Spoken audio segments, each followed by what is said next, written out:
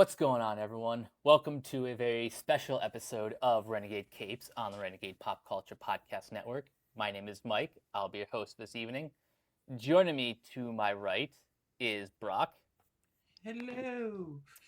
Below him, we've got Kiona Hello. and Tommy. Greetings, Captain. It is a privilege to be back and glide down the home stretch of what I like to refer to as a summer of hope. A reminder that even in the darkest of times, individuals have the potential to be a force for good. And of course, we can't talk about Superman without bringing Matt on board. Hello. So yeah, this is part one of a two-part series that I have dubbed The Summer of Superman. So, first of all, this is going to be no spoilers for the movie because obviously none of us were privileged enough to see the movie. Mm-hmm. Not yet. Spoiler alert, I bet Superman's in it. You don't say. That's a bold move, gun. Let's save the Bezos. But which rendition of the Superman character? From which Earth is he from? Anyway. Kirk Allen. Doesn't matter. Anyway, this is just going to be our pregame where we're going to talk all things about the character, from first impressions to what we're most excited, most concerned about with the movie, and by extension, the DC Extended Universe. But before we get to any of that, let's start from the very beginning. So, Matt, I will let you begin. What was your first encounter with the Blue Boy Scout? So my first encounter with the Man of Steel was Justice League, the animated series. I was a little bit too young to be around for Superman the animated series. When did that start? 96? Yep. So I was born a year after that. So I was born right into that Cartoon Network, Justice League Unlimited. And that was my introduction to DC and comic books in general. That was my first introduction to them, was both of those shows. And honestly, George Newbern was a perfect introduction. He was fantastic in that show. They adapted a lot of great, Superman stories in there. So yeah, it was a perfect introduction. Not my favorite, but that was my introduction to the Blue Boy Scout. We'll get to favorite in a second, but Brock, I'm going to throw it to you. What was your first impression of Superman? My first impression of Superman is when he was mentioned why he works alone in Batman and Robin, but no. No. Yes! For the most, I never watched the Superman animated series other than in passing. I don't think when I was young, I don't think I saw an original full episode. Like, I saw him pop up for when they had the specials between the two, but it was Justice League as well. That was like, all of them are here. Just wow. And then I remember just like, yeah, there was a Superman animated series that I never watched when I was younger. I probably should have watched that more, but like, no, yeah, it was Justice League. I've said to many people that I still, yeah, we'll get into that when we say favorites, but yeah, the World of Cardboard speech in there, I don't think I've seen a better thing said by Superman in my entire life. Yeah, that speech is pretty amazing. But Kiona, I'm going to go to you next. Your first impressions? So I'm old. So Superman 78, watched that. I did not watch it in theaters. Of course, I'm not that old, but I saw it on Have a talk here. Was it dude, I in was born in stereo? 81. I was born in 81, so I was pretty close. I missed it by 3 years. But I did see it as a kid, of course. That was a pretty. It was in the wheelhouse, of things that we watched, along with Star Wars and all that, the original trilogy. So yeah, Superman 78, Christopher Reeve, man, that dude's my Superman. He always was, and he always will be. Of course, I think that all of the actors that have come since and played Big Blue have done a pretty decent job, if not great.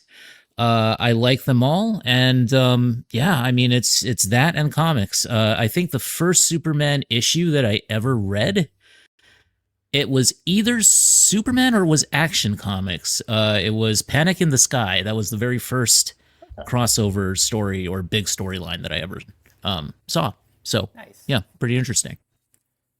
Tommy, what about you?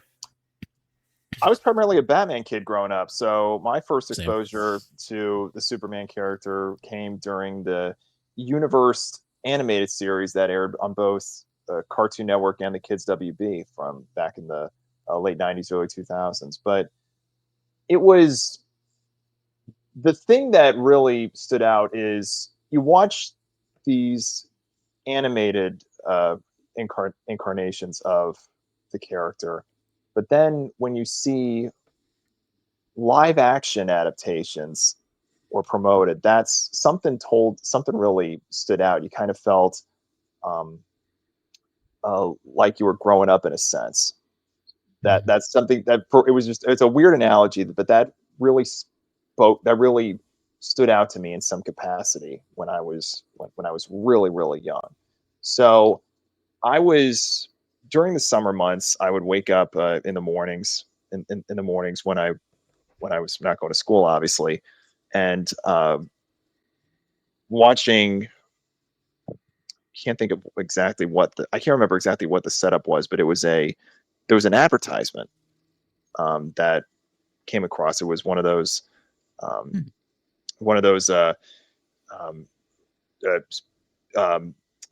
can't even think the words out right. Cable reruns, packaged type of highlights of something you would see on network television. And so the ad was it went something like this. It went like, imagine flying sky high, eating breakfast super fast, and that girl, Lois and Clark, The New Adventures of Superman, Sunday mornings at 10 on TNT. Talk about outdated cheese from the 90s, right? But yeah, that was that ad just really sold it. And then watching the reruns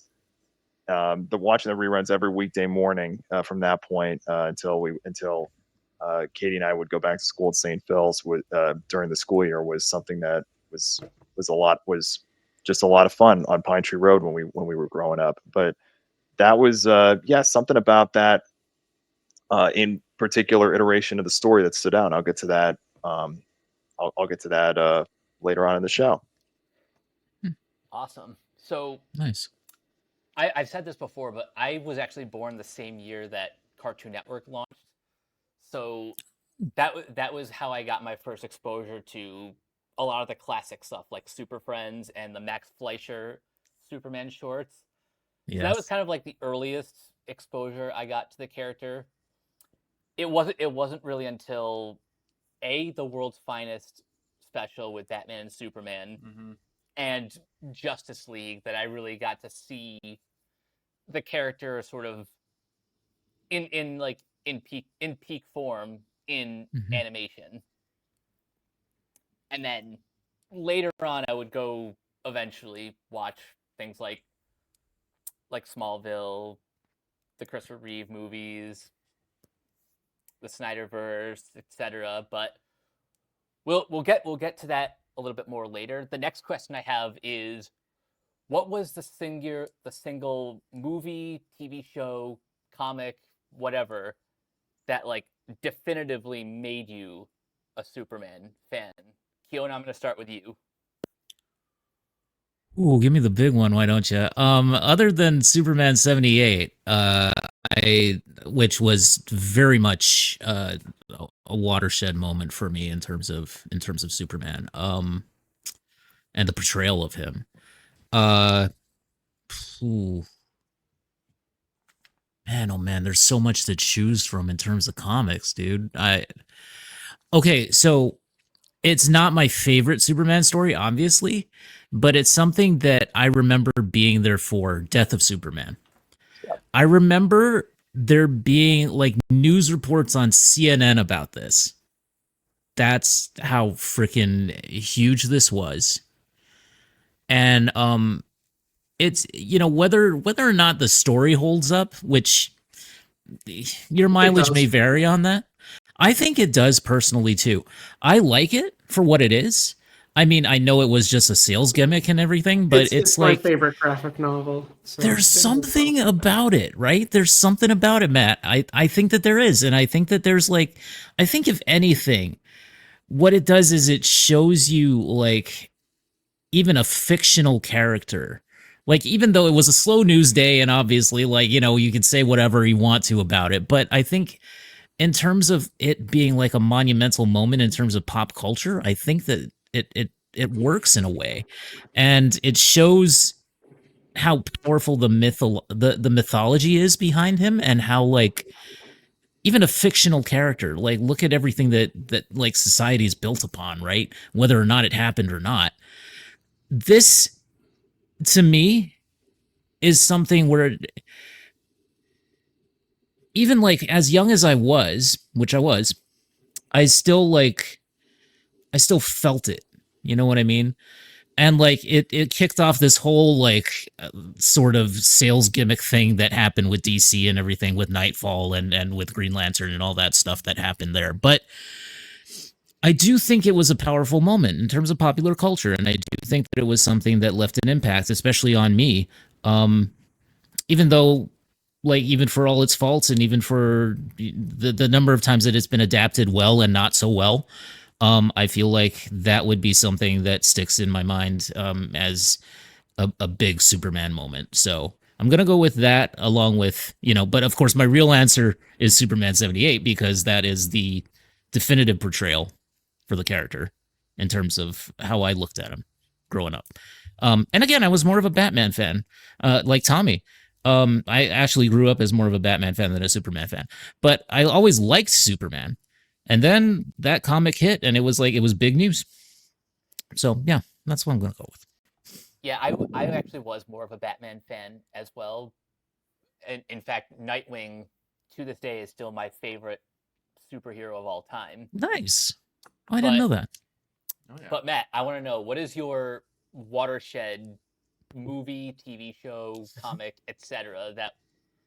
that made you a Superman fan? Well, yeah, as autistic guy 1993, it was clear the Jerry Seinfeld American Express ads, 100%. I mean, what's the deal with being the Man of Steel? What's You're a the deal man, with but you're not kryptonite? made of steel. What's the deal? Don't leave home without it. No, God, this is one of those times. It's like when people ask you your favorite Star Wars movie, you say Empire Strikes Back. You feel like 99% of people are like, do you actually like Star Wars, and are you just saying that? That's because deep.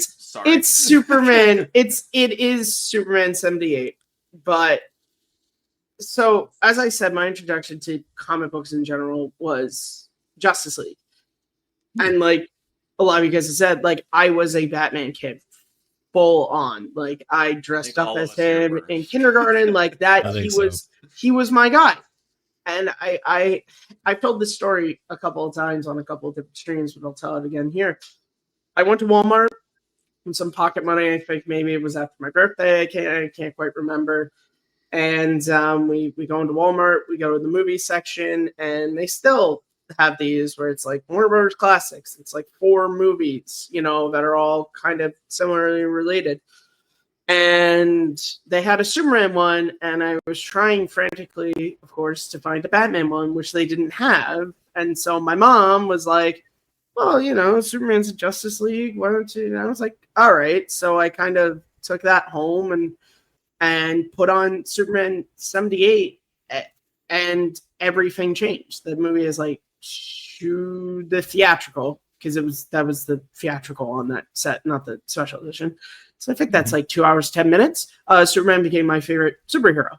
And that's not a joke. It was literally, I was in 3rd or 4th grade, and there was something about that portrayal by Christopher Reeve and that world Richard Donner created, to where like I still liked Batman, but there was no going back at that point. There was no movie, no comic, no show that Batman could have that was going to match that and that portrayal. And it went beyond just a movie that I liked. It was a character who entered the exact same space in my brain that Luke Skywalker and George Bailey did, of just like, Oh wow. yeah, be like this guy. learn from this guy, be good, just be nice. Like, there's good in everyone. Believe that. And that is something that I'm 28 years old and I still carry with me.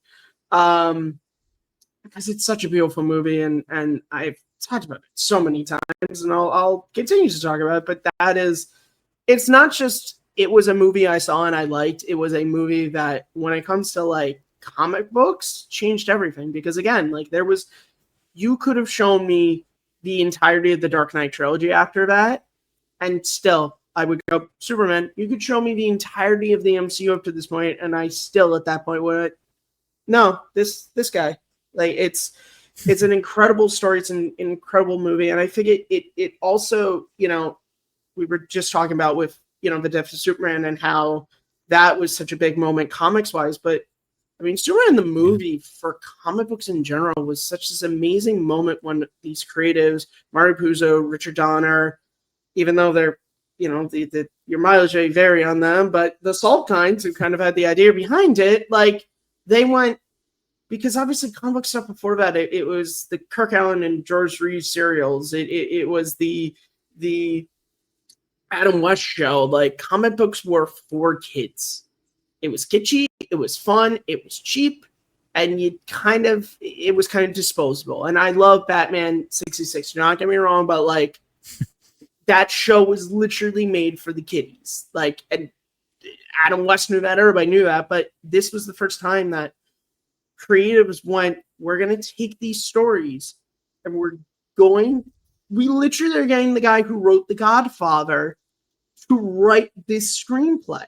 And we're going to have The Godfather play his father in the movie. And we're going to have the guy who just won like an Oscar for The French Connection play the bad guy in this. Like, it's an incredible moment. And it is the movie that, like, Chris Nolan talked about when he's making Batman Begins. He was looking at Superman 78. Like, it's in the same way that Jaws for blockbusters. It's like, even if they're not specifically aping Jaws, every blockbuster since 1975 has taken a lesson from Jaws. And it's just, it's incredible that to this day, we still go back to it. But, and maybe we'll get into this. Me and Mike talked about this earlier this week. There's a dark side to that movie that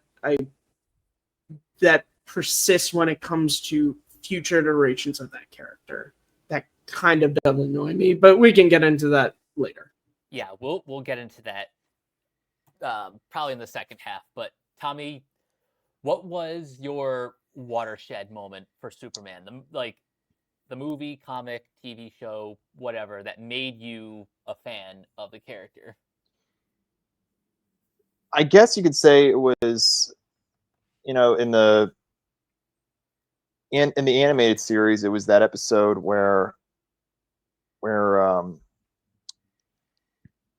it 2001? I think it was when Tim Drake was Robin. By this point, there was, I don't know if I can't think of it off the top of my head if it was Bane or who it was, where Superman disguised as Batman. Yeah, it was Bane. Batman. It was when Batman was gone and Tim Drake went to Superman to help him, and he dressed up as Batman. Dressed up as it, and then he goes, and then there was that final showdown at Wayne Enterprises was really good, but there was that moment, but from a long-term standpoint, it goes back ultimately to Lois and Clark, The New Adventures of Superman. There was something about that particular iteration of the story that stood out. And when you think about it, looking back, one could say it was opportunity. And it was what everybody brought to their respective roles. Had the chemistry not worked, specifically with Dean Cain and Terry Hatcher, the series might not have made it. Well, it may have made it past the pilot, but it would not have made it past the first few episodes before getting canceled. And it's often overlooked how history was made in the betrayal of the title character. A Princeton free safety of Japanese descent is playing the Man of Steel. that's something that, when looking back on, especially in days like today, how opportunity presents itself, that's an incredible accomplishment. Not to mention the series being developed by Deborah Joy Levine. So, like, it's something that can showcase, especially from a symbolism of hope, it can be done. And going back to particular talking points, Jay Gruska's theme music. That's something that will always stand out. Even I haven't listened to the full soundtrack yet of the upcoming Superman movie. I know the elements of both John Williams and Hans score are combined to this one. I don't know if Jay Gruska's theme is going to be in there or not, but that would be a really welcoming moment, because from a creative standpoint, what's that? I got it on my phone from the 75th collection. Beautiful. It. Love it. Yep. Very nice. Such a good theme. Such a great theme. So yep. And so with like just listening to that theme, and that, like, from that creative writing standpoint, in my vision of Infinite and Final Crisis, if I were to bring this character back, like, just to have the public like do something like a la Spider-Man 3, where they turn around and they start giving that clap, and then like that music in the background, and lo and behold, there's Superman flying in. Like, moments like that really provide that. I'm getting chills just thinking about it. It's like that moment of hope. From that storytelling standpoint, John Shea's portrayal as Lex Luthor, he's not I'd probably say the second best incarnation of the character behind behind Smallville, but when you look at, there's a moment in season 3 where they have a showdown. Lex Luthor and Superman have a showdown, and it's a moment where he delivers the line, "I am your greatest enemy." And you watch that moment back and you think, like, this could work more along the lines of a Batman Joker type of confrontation. But when you think back on how these two adversaries have gone against one another over the course of how this character's story has been told, it really stood out from that protagonist-antagonist dynamic, referring back to that chemistry element. So, and of course, I've said before with my first appearance on Zeroing Out, how Lane Smith will always be my Perry White. Oh, he's so good. Oh my gosh. Yeah. So good. that man loves Elvis, doesn't he? Yes, he did. Yes, he did. Yes, he did. I love it. I kind of love that was one of the quirks of his portrayal, though. Yes. Well, and what was so great about that was really one of the first times when they gave Jimmy and Perry White like actual character. Like, they weren't just the editor-in-chief who would just kind of go, "Where's Kent at right now, Lane?" And Jimmy wasn't just, "Oh, gee Wilkers, Superman, Lane, take your picture." Like, they were actual characters. Yep. And of course, Terry Hatcher. Yep. Absolutely. She was absolutely phenomenal. Phenomenal. And that underlining theme too, that was before Doctor Who made it famous in their revival and their renaissance. That underlying season-long story arc of Lex Luthor in season 1. That was incredible.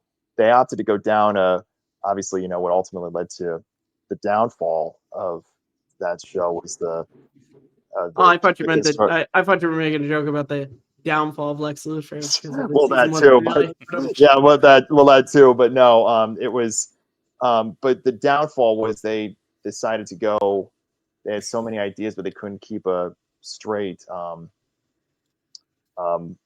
underlying theme, and too many things got rushed. But another thing that really stood out from that story construction, especially with romantic elements, the romantic themes throughout the DC universe, and when in any superhero story, when identities are revealed, like how that hits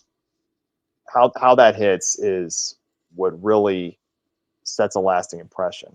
when you think to the running, that was the running gag. The running gag was who let Vicky Vale into the Batcave, and you think back to other iterations. It's like, Arrow. Why did Laurel Lance let Deathstroke into her apartment? Who let Iris West into Star Labs? Like moments like that. But in this reveal, when this moment happened, that was something. Even though, without going into spoilers, the moment that this particular one happened, it was just so beautifully done, and it was so beautifully written. It was organic, and it didn't insult the viewer. In any way. So it was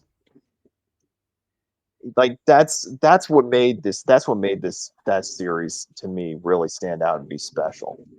And of course, I can go on and about how other pop culture references have stood out to me over the years, but that was the moment that sealed the deal for me. And going back to Death of Superman, my hometown of Peoria, just seeing that comic on a double display in Barnes and Noble next to A World Without Superman, and reading both for the first time, and that, like, moments like that just really showcase the power and the seriousness in such storytelling.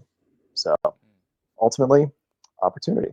And that reveal worked because what was so great about that show was it chose to focus on Clark, not Superman. Yes. It chose to make Clark the character and Superman the alternate identity. Whereas everything else, I would say, since the Man of Steel relaunch, was kind of like Superman is the guy and Clark Kent is the mask. Yes. Until that show. And then it was like, no.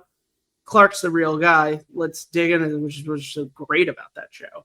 And what still, I think, until you get to Superman and Lois, set it apart from really everything else. Yes. It's the humanity element of that, of that character.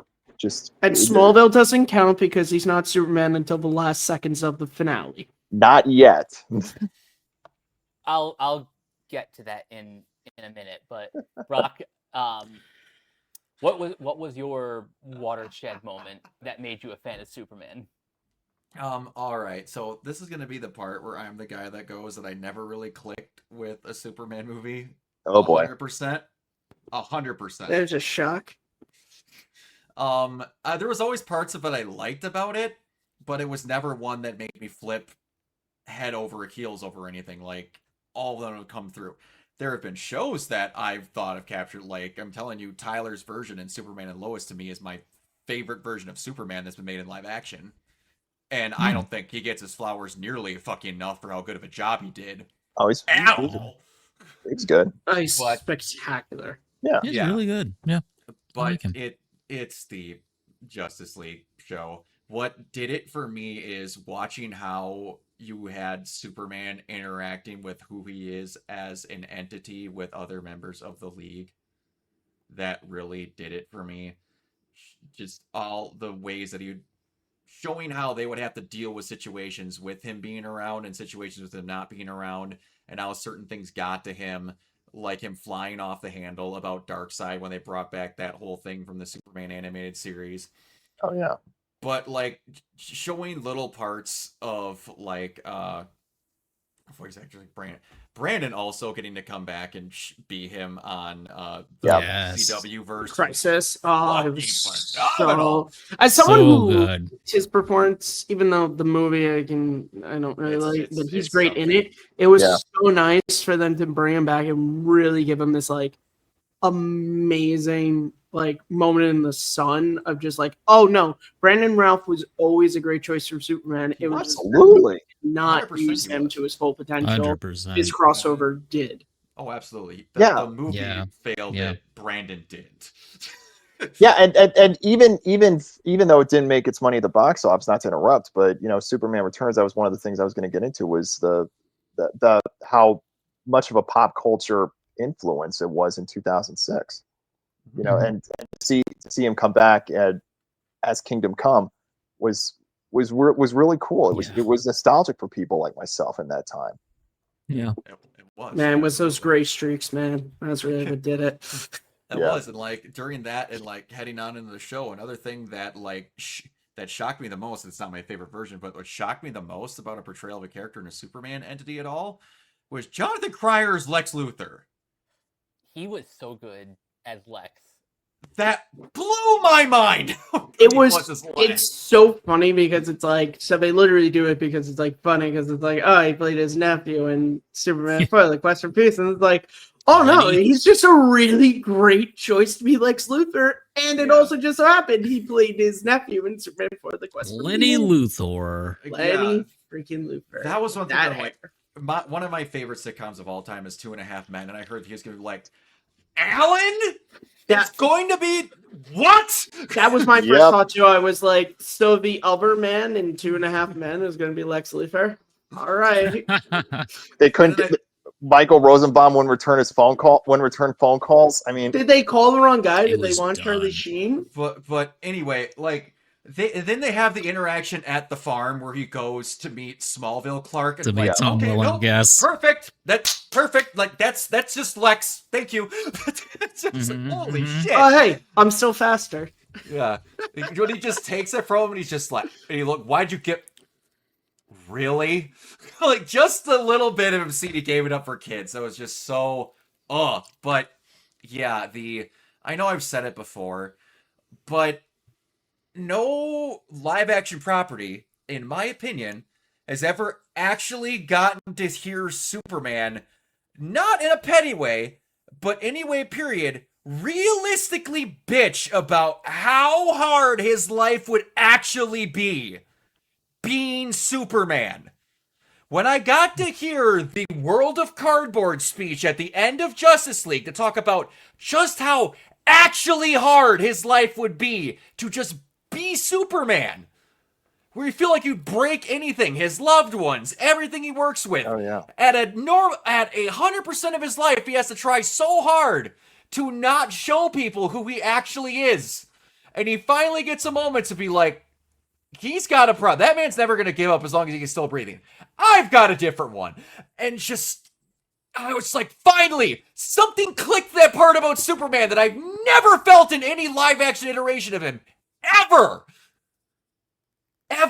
That is one of the moments that I do like how Superman turns is when he's up in the air with Lois and he says, "What do you hear?" And she says, I don't hear anything. He goes, "I hear everything." You're like, yep. Wow. Because what I've always taken from that is, and obviously there's the shot earlier to where he's in space, the problem is like he's hearing things that he can't stop because he's busy stopping something else. Like for that character, how difficult that must be to be like, I can't do anything about that mugging right now because I'm stopping this tank right here. Yeah. That was one of the, I'm not trying to again bash on anything, but that was a giant problem I had about what they did in BVS. Crime shouldn't exist in Gotham if Superman is across the river. When Superman's in a van down by the river, watching there be any crime. But that's literally what it was. Of like, you have the indestructible Man of Steel across the bay. What? But anyway, no, it was bad. To comic books, please. That was the only time where logic bothered me. I'm not one of those people where, like, in the middle of a thing was like, in the MCU, Iron Man's here. Where's Doctor Strange? Where's that? Because he's in another thing. Like, no, you literally said that Superman's next door. You literally said he's next door. That was the only time where the logic ever bothered me, where they're like, yeah, he's just over there. And he could be here in less than 5 seconds if he wanted. But crime still happens.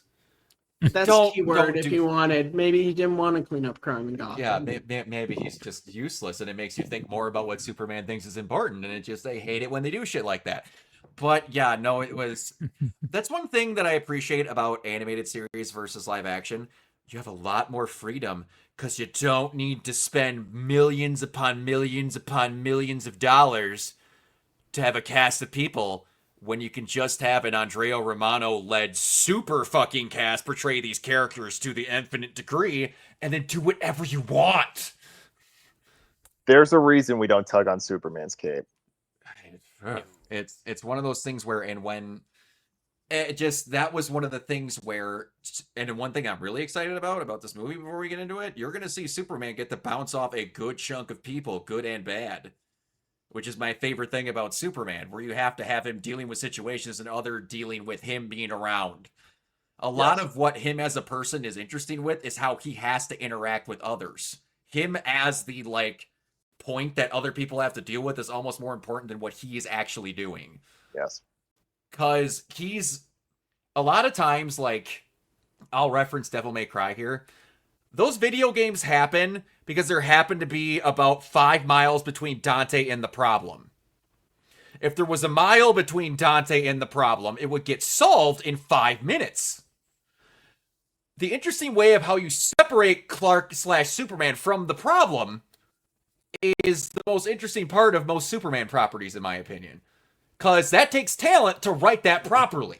Absolutely. Well, it's like the Flash. It's like, how do you actually create problems for the guy who can literally is the fastest thing on the planet? How do you actually do that? And it's the ones that are impressive, like the John Wesley series or Justice League Unlimited or the first 2 seasons, maybe 3 I'll give of three. the CW series. Yeah, I'll like give 3. it's And impressive when you get those, when you basically are, and obviously the comics, it all starts about the comics. It's just like, how do you do that? It's like, you have to be really creative. Yeah, That's how. Oh, absolutely. Grant's admitted that's a problem, and that's how you got Force Lightning lightsaber fights eventually, because... Well, it's like, as Kevin Smith said when talking about writing Superman, how do you write for Jesus? Yeah! Oh, no. He's not wrong, though! Well, he meant that more in the just like the guy who just like with a snap of fingers who just solve everything. I've got a story. I got a story about that's the thing too, because when it's one thing to try to be different. I don't know if this is a good like compare and contrast, like especially on the themes of any superhero and the themes that they possess, darkness, light, etc. Superman's always about hope. It's like Matt, going back to Lois and Clark, Howie Mandel's guest appearance in the Christmas episode, season 4. But I was a part of a when lockdown first transpired. We were doing. I was a part of a theater company, and we were putting on a couple virtual showcases in an effort to raise money for awareness and research for cures and vaccines and all that. And one of the things we wanted to do was they wanted to do a superhero themed rendition of Stephen Schwartz's Godspell, and he wanted to do something different. Instead of Superman be the portrayal of Jesus, he wanted to have Batman in that role. And I was just like, well, I mean, there's a reason why we were granted with free will, but when you think about the themes of every particular characters, Superman's about hope. But then at the same time, you think about the themes of Batman, how it doesn't necessarily, I mean, one of the 12 apostles, absolutely, but as that main character, but then when you look at all the heroes in the Justice League, you ask yourself, wouldn't it have made more sense if you absolutely had to be different? Wouldn't it have made more sense to put the Flash in that particular aspect of it? So, but anyway, that's not to get off topic. But but that's not as marketable as Batman. So, well, not necessarily. I mean, when you look at it from that story construction standpoint, he's got a point. Where's that like Warner Brothers pitch meeting, like sketch comedy thing, where it's just like they go in there like, so I got this great idea for this movie about Green Lantern, and they're like, yeah, but what about, can we get Batman in there? He doesn't. No, but you see Green Lantern. Yeah. But Batman. You feel like the baddies saying I'm Batman. Can we do that? Can you get back? In fact, how about you have Batman? It'd be a Batman movie, and the green guy can pop up in it, and we'll cut him in it. Let's ask Ghost Pringle and his 12 cats what he thinks. Anyway, 24 to be precise. Anyway, So for my watershed moment, we were Yes, talking, please. We were talking earlier about the difference between, Clark and Superman, and I didn't really fully appreciate what Clark Kent brought to this character until I watched Smallville, the year leading up to Man of Steel. I decided to binge all of Smallville because I really wanted to understand exactly what made Superman tick, and to be honest, getting to know Clark and understanding his entire background, growing up on the farm with Ma and Pa Kent, dealing with like everyday human activities while also learning more about his Kryptonian heritage. Like him actively believing in things like Santa because they told him. Yeah. But Smallville was important for me to really understand just what made Superman tick, because Yes. what I've always understood about the character is, just because he was born on a distant planet that is no longer with us, he was raised human. So Yes. all of his values, the whole truth, justice, and the American way, or now it's truth, justice, and a better tomorrow, that came more from his parents on Earth than it ever did, even with Jor-El, who, it's funny, that he's played That by twist. Zod in. Oh, it was that. That was Oh so God, great. yes. And don't get me wrong, that is like phenomenal casting, but it's funny how the show starts to build up that like Kal-El's father was intending for him. You think at first he wants him to rule the Earth, but eventually it's like, no, you're here to save the Earth, to be a leader, to guide your people to a better future.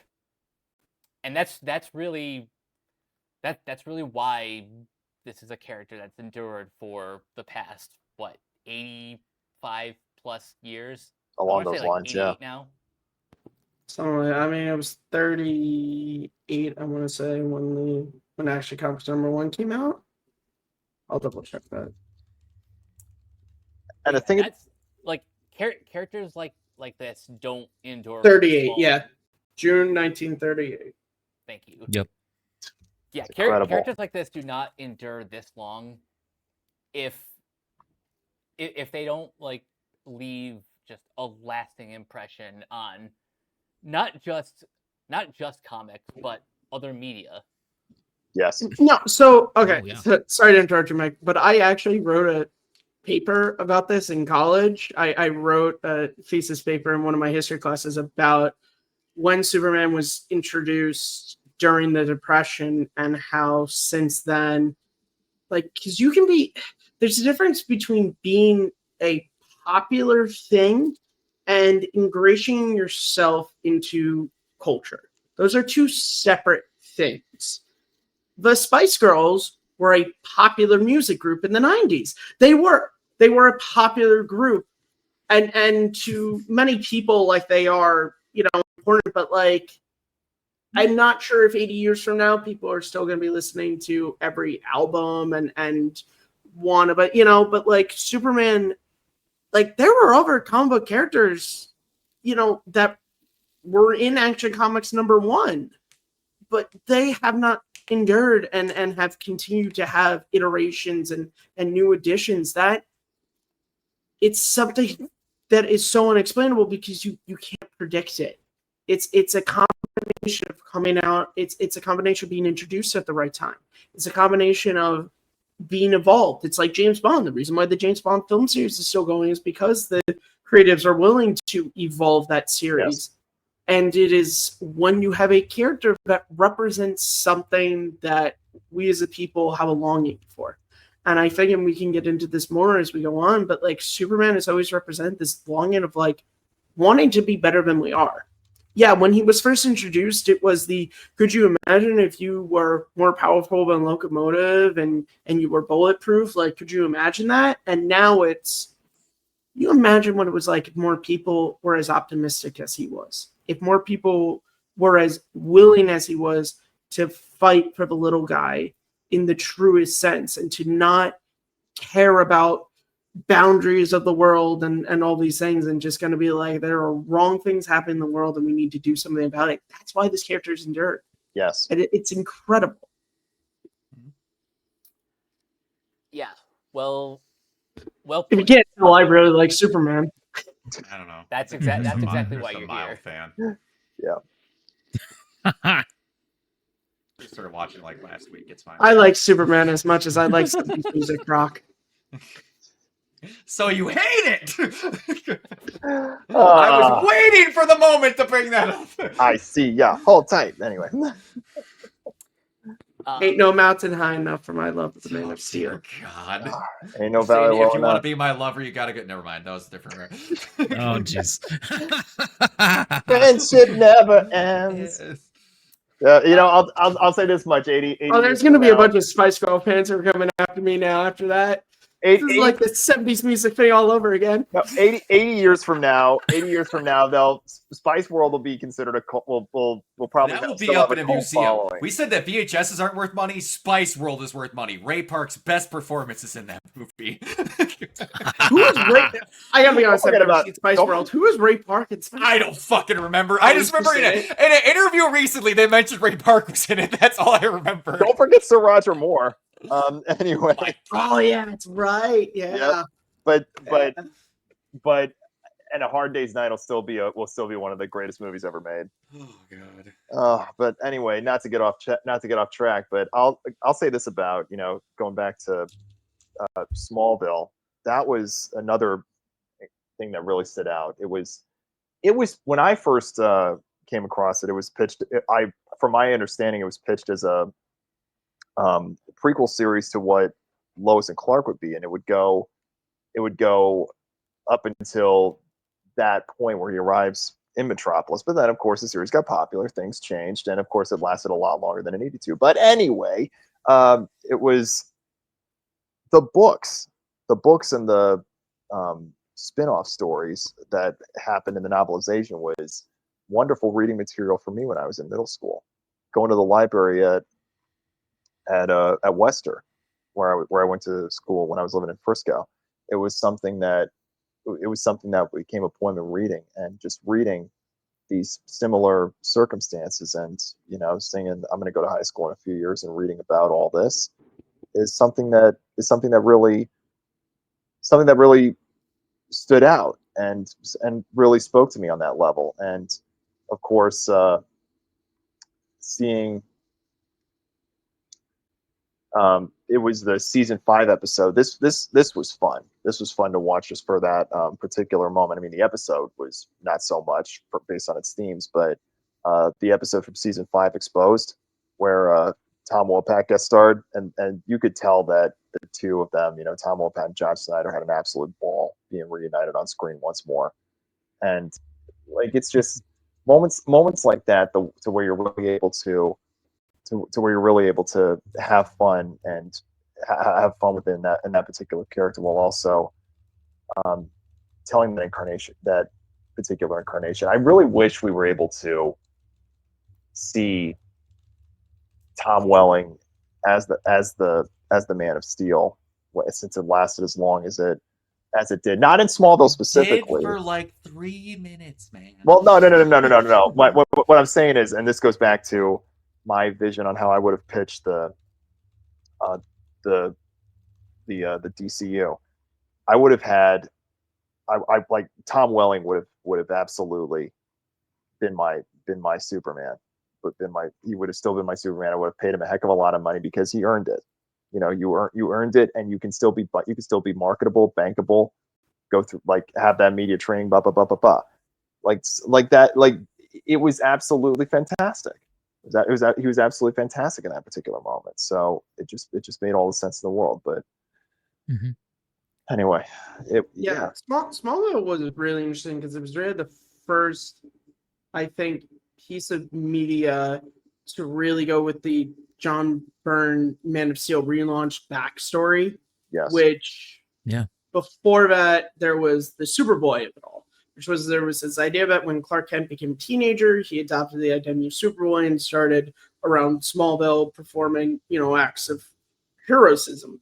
In the Man of Steel, they completely changed it to Clark Kent was a football player, he was a teenager, and then he finds out that he's a superhero, and he kind of goes off and discovers that probably taking a few beats from the 78 movie. And Smallville was really the first time that they were like, no, we're taking that, and that's going to be our basis. That's why in season 4 he plays football, because that was all John Byrne. That was his whole thing, was he got rid of the Superboy, which admittedly was take or leave, that kind of backstory of like, so no one really questioned, like, no one in Smallville was like, hey, you remember those years when there was that like guy in the pajamas really similar to Superman who was called Superboy who ran around performing good deeds?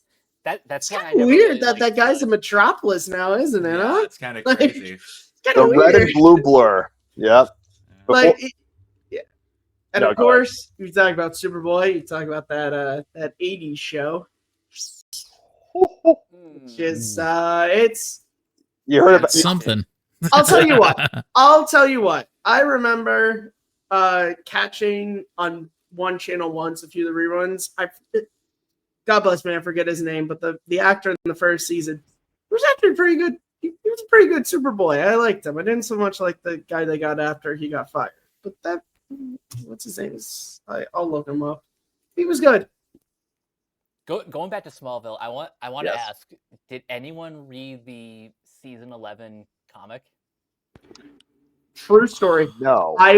I wanted to, and I was going to when DC Universe was a thing that I had, and then DC Universe, because HBO Max was going to become a thing, they got rid of all the movies and all the TV shows, and it was just going to be for comics. And I went, I don't really think I read enough comics digitally because I'm more of a physical media person to justify this subscription. So I never got around to reading it, but I wanted to. I really did. I had like the first, I think, 5 trade paperbacks, and while it won't have that same impact as the show did, it was still interesting to see, at least in like print form, what Tom Welling would have been like. That was John Newman, by the way. Sorry. Yeah, like it would have been interesting to see like the stories that were told in these comics. I will say it's interesting. Again, I haven't read it, but like the whole kind of point of Smallville from the inception was this is the story of how like it all builds up to that reveal. Like it that's the whole point. It's not him being Superman. And that is why, I'll be honest, for as much as I like the last 2 seasons, the red blue blur, it started to get to a point where it's like, just put him in the costume at this point. You're already having him basically be Superman. Yeah. Just put him in the damn costume at this point. Like, you're already doing a Superman show, but not doing a Superman show to the point to where it's like, commit or don't, like that's just my own thing about the last 2 seasons where I'm like, it really was just like, it just, I know you guys were really sticking to this original idea, but like at this point, just let him be Superman, Have him put on the glasses, leave the Kent farm, like it's like transition into that moment in the pilot. Well, and they already teased on the 200th episode. They already teased him in the glasses and being in the marriage with Lois. They already teased him. Which, by the way, shout out Erica Durance, the best Lois Lane to ever exist. I'm not going to disagree with that. Terry Hatcher would like a word. Oh, her mother? Yeah, I'm sure she would agree. Talk about Smallville. I will say that I absolutely love how Smallville respected so many previous other iterations. Having Terry Hatcher be Lois's mom, obviously bringing Margot Kidder and Christopher Reeve back in their roles. that was just stuff like that was How just about spectacular. Annette O'Toole, who was Lana? I mean, yeah, and then O'Toole having Lana Lang be, I mean, that is a little weird because that's like a real Back to the Future situation. Just like you were into your son in that movie in the 80s. This is a little weird, but no, it was fantastic. No, it was, and obviously we talked about Ray having Terrence Stamp beat Jor-El, which is funny because that twist. like it's like it really did enjoy. We really did enjoy kind of existing in the in the history of Superman. Obviously, it didn't touch on and I'll say even Supergirl did that too. Supergirl, the first season in particular, having Dean Cain be her adoptive father and stuff like that. That one too had. Did Helen Slater ever make an appearance on that show? Or... Yeah, she. Yeah, I believe she did. Well, because Erica Durance wasn't she her mom on that show? Her Kryptonian mother. Yeah, so that show too also did a great job of just like, hey, which I think in Crisis.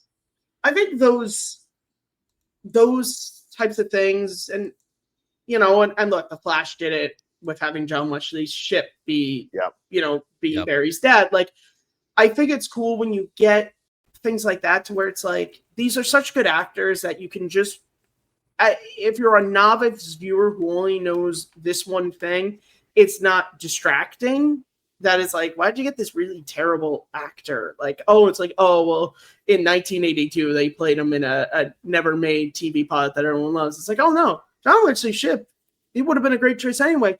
But it's also really cool when you know that he played the Flash in the 90s show. Like, like the Terry Hatcher that, we made the joke. It's like, there are people who watch Smallville who never saw Lois and Clark, and they're just like, oh, that's Lois's mom. But for everyone who did, it's like, oh, that's so cool that, and I mean, that even goes back to Superman 78, to where you have Kirk Allen and Noel Neal being Lois Lane's parents on the train, because it's like, well, that's the original Superman and Lois right there. Like, it's great when they do that kind of stuff. Yeah, that was something. Crack Adriana Pilecki as Wonder Woman. No, that was something that Smallville did really well too. I think, in particular, was that they did a lot of that sort of callback and having Christopher Reeve be on the show, having Marco Kidder be on the show. I think it's just really, really cool when they do that, and I think it's something that really just it pays homage to it, and at the same time, it does it in a way that's not so I don't think that they hit us with it, they hit us over the head with it. I don't think that they really necessarily did that. I think especially in Christopher Reeve's case, when they brought him on the show, I think that they were really trying to build something and had him sort of be a mysterious benefactor. And I thought that was really cool. And Dean Cain was on the show for an episode too, I think, where he was basically Vandal Savage. So that was cool. Yeah, I mean, I count Tom Welling among Superman actors just because he played Clark for so long. So I mean, like, even though he didn't necessarily play Superman, but I mean, he was doing everything that Superman would have done. Well, exactly. That does sort of bring up the interesting, which I think is more a discussion with Batman, which is like, do you separate Clark Kent from Superman? Because there are some times where it's like, I think Dean Cain is the perfect example where, like, I think his Superman is fine, but man, if we're talking about Clark Kent, it's like he's top 3 easily. Like, easily, he's one of the top 3 Clark Kents. There's certain things with that, like with Batman, where people are getting mad at the George Clooney movie because he wrote it. But, like, he's a really good Bruce Wayne.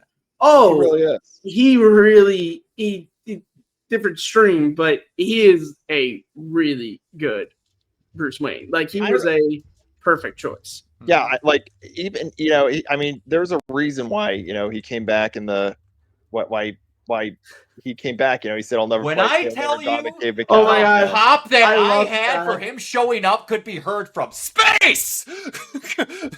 I loved it. I remember being in the theater and I was like, oh my God, this as a kid who grew up with that VHS tape, I absolutely loved that. I was like, this is fantastic. This is great. To the weekend. Such a shit show. 20 was it 25 years? Oh, by the way, Superman was in that movie, so it's okay that we're talking about the Flash. Yeah. Yes. Yeah. Yeah, Hello. multiple Yes. versions. Hello, We're still Barry. on brand. Yes. Yeah, we're still on branding. Same umbrella, same universe. Yeah, and and that's the thing too about Tom Welling Superman. Before he was Superman, he was the Scarecrow. Oh, I So- see what you did there. Talking about Tom Welling, I've had the pleasure of actually meeting him, and Yeah. such a nice guy.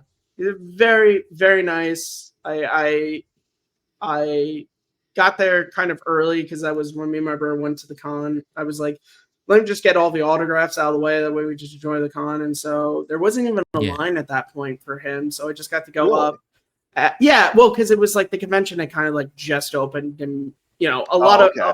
Hayden Christensen was there, and a lot of people were on the line to go and get the ticket to meet him, which is actually my brother stood on that line for me so I could go and meet Tom Welling. Nice. And it was great. He was so nice. I got to tell him, I was like, look, I love Smallville, but I gotta let you know, man, I loved Cheaper by the Dozen growing up. You were so good in those movies. Like, and he was like, oh, thanks, man. And then He was I got probably thrilled to hear that. That somebody Yeah, oh, actually absolutely. clocked that movie and and loved that's it. not You a know? joke. Charlie Baker was like, when I was like 7, I was like, it's like him, Troy Bolton, Marty McFly were like who I wanted to be when I became a teenager. I wasn't like any one of those three, but I'll tell you, I wanted to be them. Yeah, he couldn't have been nicer. It's such a good dude, really. And again, that seems to be everybody who meets him, and most of the Smallville people. I feel Yeah. like everybody. I think Yeah. they're all people who they appreciate that this show meant something to so many people, and that there are generations that are still discovering the show. I mean, they're on a freaking cruise right now, all about Smallville. Like that, and obviously there's the recap show, which I love, which is great. And Rosenbaum's podcast, which is Yeah, Yes. Rosebaum's podcast that Tom Yes. Welling has been on a couple times. Yeah. Like and Erica Durance and John Glover, who John Glover I have not met at any con, but man, I can't wait for the day when I can meet him and talk to him about how much I love him in Batman and Robin. I'm afraid you'll have to die. Yes. I'll be like, look, I know Lionel Luthor. I know Riddler, Batman. That no. Yes. You know what though? I mean, do you guys watch the Talkville podcast where the rewatch? Oh, yeah. Yeah. I Smallville don't watch rewatch? every Yeah. episode, but I do watch it. It's fun really good. because It's Very so fun. insightful.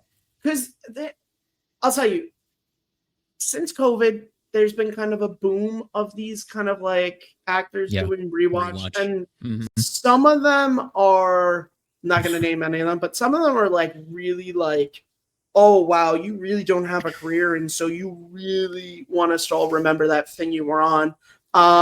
This is not that. This feels like Not two at all. guys who have remained friends, who are just like, because of Michael Rosenbaum, the success of Inside of You, they went, we have a really cool opportunity to be able to talk about the show, and then with Ryan have a first time watcher going through the show, so we get to Yes. kind of track him episode to episode, being like, well, what did you think about this as somebody who has no connection to this? This is, so they found a way. And then obviously when they bring in people like Annette O'Toole and Erica Durance and John Glover to get their perspectives on their characters and all that, that's also been wonderful. Yes. Absolutely. It's a good podcast. And I like the fact that Smallville actually does put some time, maybe too much time, into the Clark and Lana relationship. I actually really enjoyed their chemistry. I think that they were really good. that's Like another thing Lana. to get into. I like her a lot. I like her a lot. I think she gets a bad rap, man. I'm a Lana But Lang yeah, defender. I the don't only- think she is a horrible character, but like she jerked around Clark a few too many times. And she also got in the way of Lois. She got in the way of Lois. She had to show up. She had to show up just when it seemed like things were perfect. Alana had to come walking back into Clark's life. The only season that I did Lois for life. the only season Ugh. I really disliked went on Lana too long. was season Yes. 6 when she had her whole thing with Lex. And Which, okay, like, yeah, and let's be honest here. The elephant in the room is also like, dude, you met her when she was a freshman in high school, so this is really weird. gonna say Like, that it's too. really weird. You know, it's like, it's one thing, like, people have big age gaps, and it's one thing if you have, like, a 10-year age gap, but you met when, like, you were 45 and she was 35. It's another thing when you met her when she was freaking 15 years old. That's really weird, Lex. There was and I forgot about this until I was doing episode prep tonight. But do you remember the episode from the animated series where I can't think of the name of the episode, but where they said where Lex had a new hot item or something, and he said LL, and Clark goes Lana Lang, and they show up as a couple, and I'm like, so that's where Smallville got it. I forgot about this. Yep. Mm-hmm. Mm-hmm. I think my favorite thing about that whole like crossover we're gonna do last thing for cartoons whatever is the moment when Lex Luthor and Flash switch bodies. Yes. And he goes to the bathroom. Yes. He takes it off. He's like, I have no idea who this is. Yes. Well, at least I'll get to find out who the Flash is. I have no idea who this is. Getting to have the actual actor of Lex Luthor in that, the fucking brain of how that all works together is It's funny. good. Michael Rosenbaum has talked about, he's like, for as much as I loved playing Lex on Smallville, the one downside of it was he was unable to be a part of the full cast recordings for the remainder of Justice League and Justice League Unlimited because he was doing Smallville. So they would just have to take him into like a room over the course of like a month to record all his dialogue for the season. Whereas with everybody else, famously, they were all in the room together. So that was the one thing, was he wasn't able to be. And he said he was like, he thinks especially with Phil Lamar, because in the first season of Justice League, Flash and Green Lantern have a lot of good banter. And you kind of lost that because I think they just weren't able to see Michael and Phil together. And so they just weren't writing to that because it's so different when you're not seeing that, like, oh my God, these guys have great rapport. Let's write this into the show, because Michael Rosenbaum is often a booth by himself, having an AD reading him lines, you know? I will admit, I have kind of taken that dynamic in the first season for granted, like not realizing that Rosenbaum obviously wasn't in the room with the rest of it's one of those things to where it's like he pointed it out, and then you go back and watch like a Justice League Unlimited episode, and you're like, yeah, wow, yeah, no, they really like, they have a little rapport, but not like some of those moments in season 1, which is downside. Yeah, that's true. So what I want to get to next is the talk about that. Phil Lamar better be in this Lantern show at some point as someone. I don't care who. You better get him in there somehow. Good, damn. So let's talk about Superman's supporting cast, because like as much as the character of Clark and Superman is important, equally as important are the people around him. And I'm not just talking about the Justice League, or in the case of the movie, the Justice Gang. More on them later. I really want to focus on like the civilians. Such a douchebag, and it's great. Yes. You know, I'll say Justice Gang. The best version, and they will never be topped to this day, ever, was Jimmy Olsen in Batman vs. Superman. Oh, of course. Yes. The secret agent. Yes. That I didn't know was Jimmy Olsen until the credits rolled. Yeah. I don't think any of it until the Ultimate Edition of the movie, when they actually say, "Oh, I'm Jimmy Olsen," and oddly, Lois isn't like, "Oh yeah, your cousin or your sister works in the Daily Planet with me." Yeah. Oh God. Yeah. I freaking but no, I'm gonna be honest with you about that though. I really liked Fishburne as Perry White. He he was fantastic. Hell yes. He was so good. Yeah, so good. Him bitching out Clark about not wanting to write about Batman. That whole speech is awesome. Where he's like, when the planet was founded, it stood for something. It's like, yeah, and apples cost a nickel, but times are different now. and even I really like that moment in Man of Steel when he's talking to Lois and he's like, how about 2 weeks no pay? And she's like, fine. He's like, oh well, how about we make it 3? And then he like realizes and he's like, look, you know what would happen if we ran a story and people knew that like a guy like this existed? Like you feel that as a guy he's been in this game a long time and he knows that like sometimes there are stories that should be told, but you have that thing of like, if I tell this, what's going to happen? And maybe it's better if we just don't tell it right now. Yeah, he was fantastic. He was so good. And I mean, yeah. I love that he's such a jaded newspaper editor. You know what I mean? Like one of my favorite lines, one of my favorite deliveries of his is "Crime wave in Gotham." In other news, water. Wet. Yes. It's beautiful. No one cares about Clark Kent taking on the Batman. Like, Yeah. you're so good. Apples will cost a nickel. Well, and then Jackie Cooper in the 78 movie was also fantastic. Oh yes, He's the fantastic. best typist I've ever seen. Yeah. A good reporter doesn't get good stories. A good reporter makes them great. Yeah, he's great, and I'm gonna have a little bit of a different opinion here than you guys. I'm a Superman Returns defender. Mhm. I like that movie. I like it for a what it chunk is. Of that movie. I like it for what it is. But Mhm. like Frank Langella, very good as Perry White. I thought he was very good. He was. He was. He was again, understated. He was understated, but he was Look, good. You know. I will be honest about that movie. There is only one bit of casting in that movie that I think was a miss. Aside from that, I think everybody else was casted very well. And yeah, I'm talking about Kate Bosworth. I don't know what they were She thinking wasn't bad. when Parker Posey was right there and would have been a much better Parker Posey would have been Lois a Lane. better match. Why I did you agree. not do that? Like she was right there. She's in the movie. And look, Kate Bosworth be the not Miss Tessmacher. She's an attractive girl. You could believe Kevin Spacey Lex Luthor wanted to have her as his arm candy. So right there, I did because that's the thing is like is the whole thing about that movie was it was supposed to be the next iteration of the Donner stuff. So you had Brandon Routh, who was a good follow-up to Christopher Reeve, but then you have a Lois Lane that is nothing like Margot Kidder. So it's weird.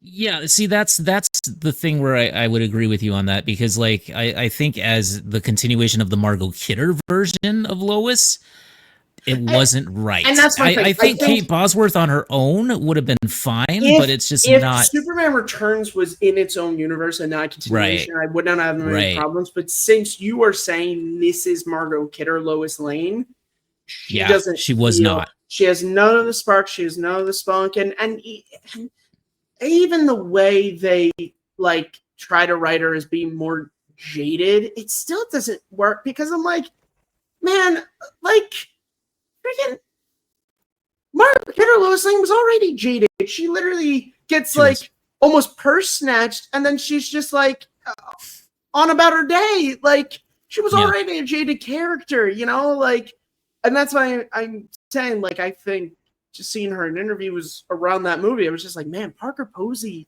would have just been such a better. She captures more of that spunk of Margot Kidder. But our supporting cast. I mean, of course, I think both of the Jimmy Olsens from Lois and Clark were great. I think they were both good choices, as we talked about. They gave him a real character aside from just, gee,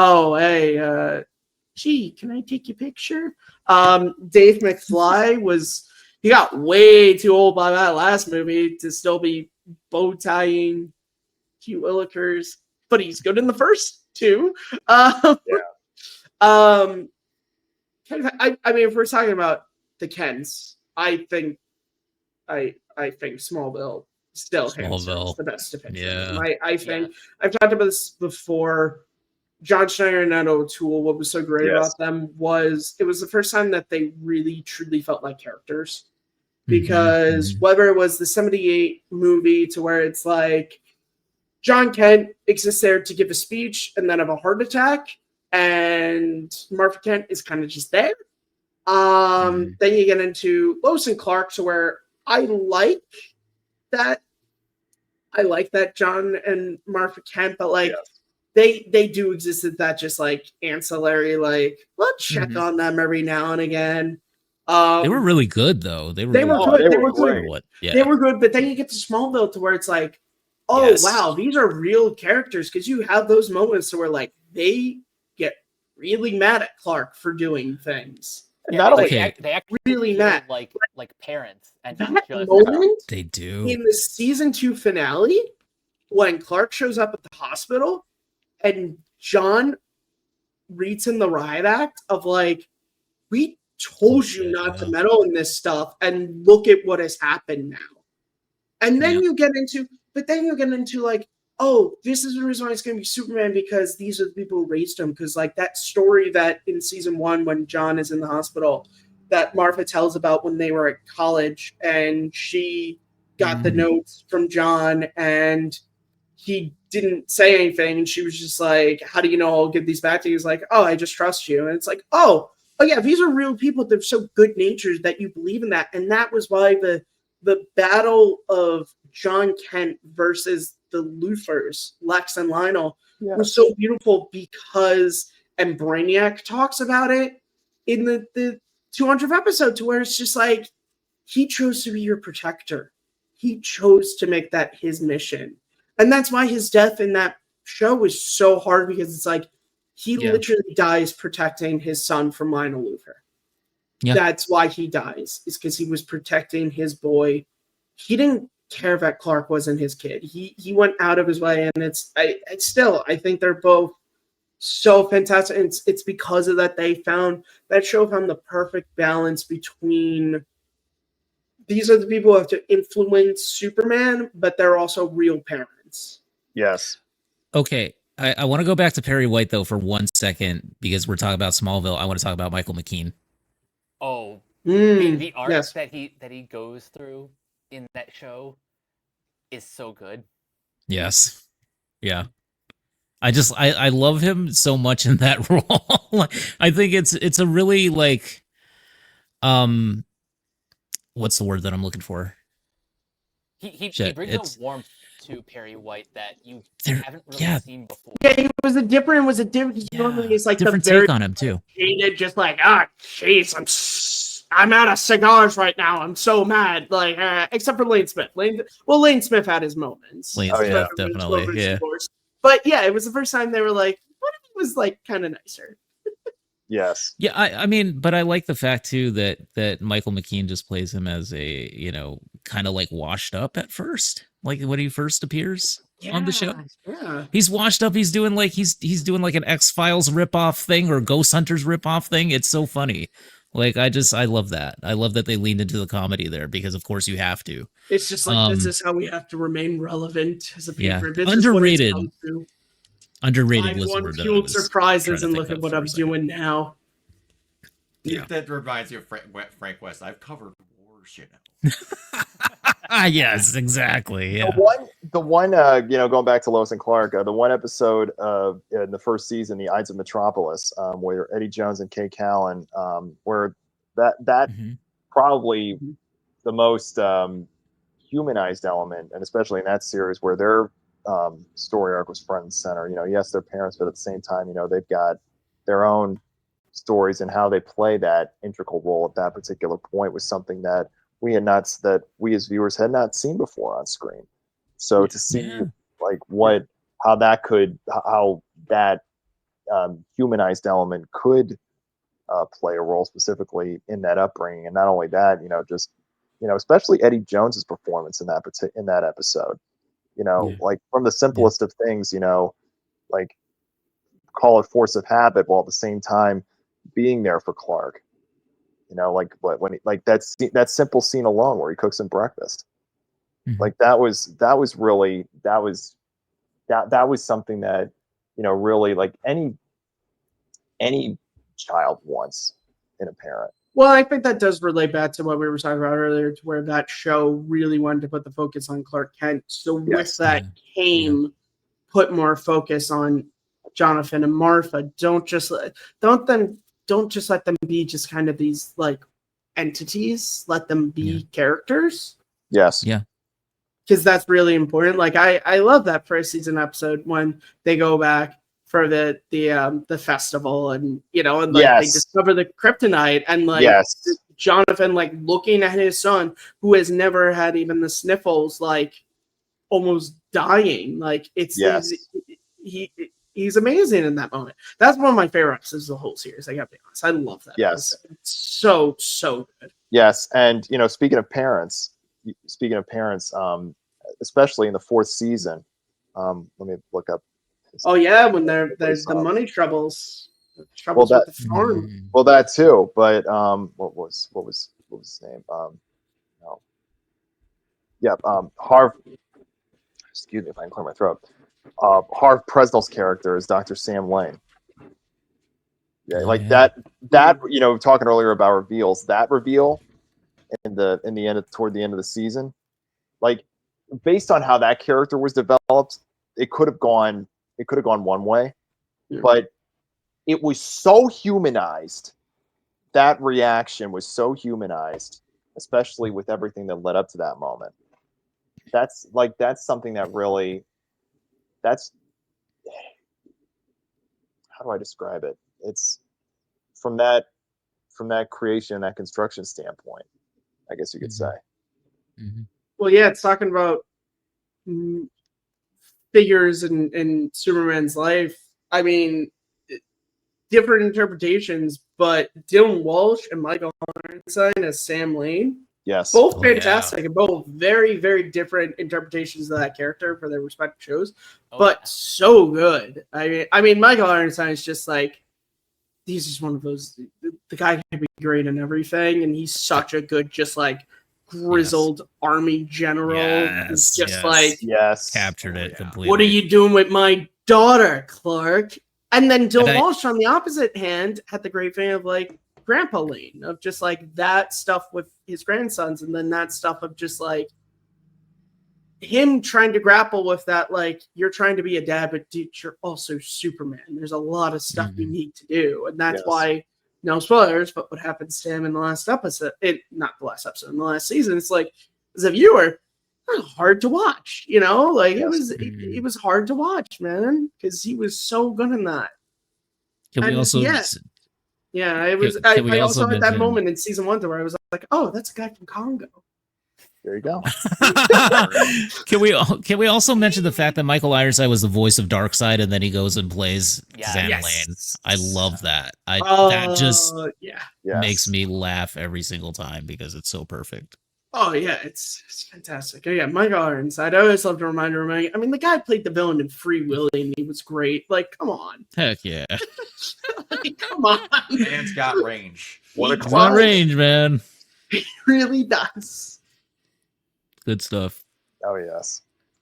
All right, are you guys ready to talk about the future of this character? Wait, there's another Superman movie coming out? Yeah, on one second though, because I want to just going back to I'm surprised that this hasn't been talked about, but the one last thing I want to ask about before going into that, because every series has different forms of construction and how the character can really speak on that humanized level, and I guess leaning into more of the quirkiness, I guess you could say. I was talking earlier about Sam Lane's characterization in Lois and Clark, but then when thinking about that, when you think of what Joel De La Fuente brought to the character when he voiced the General in My Adventures with Superman, I'm surprised we've been on this live stream now for an hour and 24 minutes, and Mike, I'm stunned that we haven't talked about My Adventures with Superman yet. Don't worry, we on the animation podcast, Cameron and I have gushed about that show, but there's one more thing on that show. Here, I will say it has probably one of my favorite Lois stories, because she's like even more so than Superman. Surprisingly, Lois is the main character of that series. Yeah. Well said. There's And- one more thing that I wanted to bring up before we move on. Yeah. From the supporting cast and everything, but in terms of Jonathan and Martha Kent, what did you guys think of the sort of the DCEU version, the Man of Steel, Diane Lane and Kevin Costner? What do you guys think? Them. Oh, I think what they I did liked with them good. sometimes wasn't great, but I liked them. I agree, think- Brock. Yes. Yeah. I think I mean, they're Diane fantastic Lane- actors. I think that moment when she the comes into classroom. the school, like Yes. make my voice an island and swim to it, like it is beautiful. Yes. And Yes. I really like that moment in BVS where she's like, be their hero, be their martyr, be anything you want, or be nothing. Like this thing of just like, Clark, this is your choice. No one can make this choice for you. And I like Costner. I have a video that's coming out hopefully soon that deals with Mike knows this, deals with a very big moment. But yeah, I think people misread Kevin Costner's Jonathan Kent because of one word, literally one word. They completely misrepresent. I think that, and yeah, it's the maybe. It's the like Yeah. from that everyone has since 2013 has been like Jonathan Kent wanted Clark to let a bus full of children die. It's like, no, you complete what he's saying in that moment is, I don't know if people finding out that you have powers is the best thing for you. Like that's what he's not saying. Yeah. Let them die. He's saying, Oh, yeah. I love you. I care about you. I mean, and you know what? Everyone loves to look over that moment when Clark is getting attacked by the bullies, and he goes over to him and he goes, "Did they hurt you?" And Clark's like, they can. He's like, that's not what I'm talking about. Right. Like he's like, I know physically you're fine. And then of course, one of the most beautiful moments in that movie, can I just keep pretending I'm your son? You are my son. Every time, Yes. every time I Yeah. watch Like, Yes. that's Yeah. why you cast Kevin Costner. And I even like his appearance in BVS. I think that's another just like, Mhm. it's such an important moment in that movie of just like, you can't always be the hero, even when you think you are. Someone else is losing. Like, you just kind of talking have to about accept it. The Fortress of Solitude scene. Oh, yeah. Like how Diane Lane's Martha really played such a underlining role in the Mhm. in the build up and to that particular moment, especially that reveal to Ben Affleck's Batman.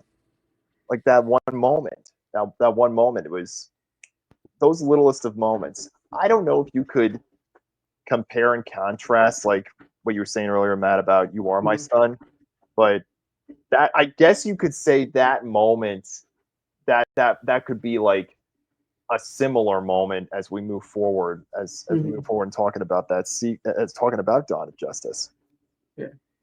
I'm telling you that movie had the biggest "I'm a fucking moron" moment of all time.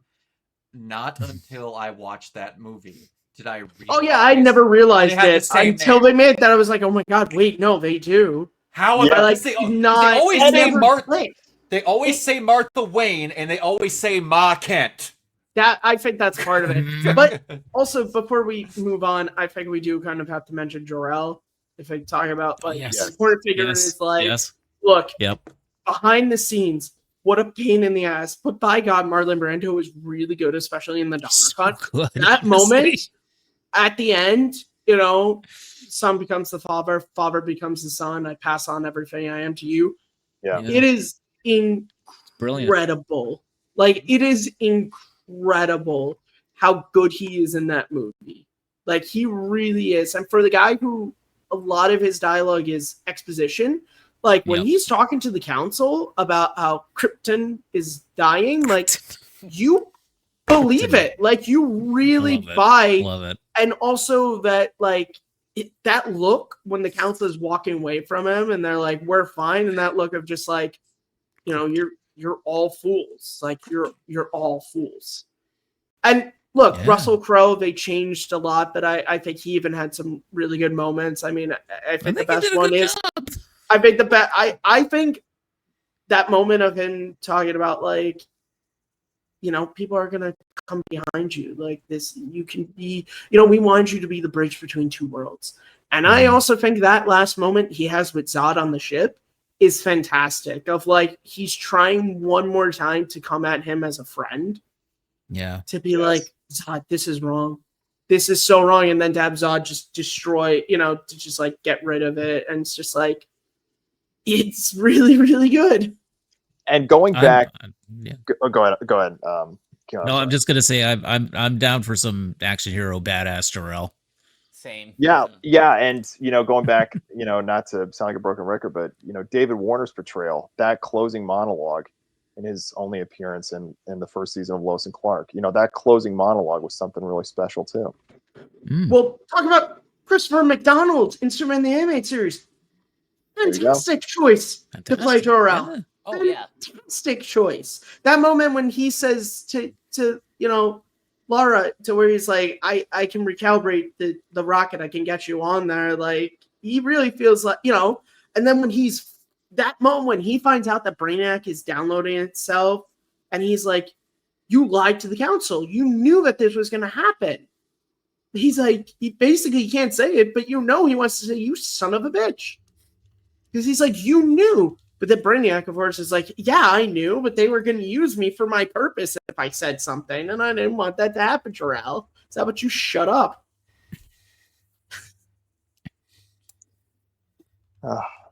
Moving on.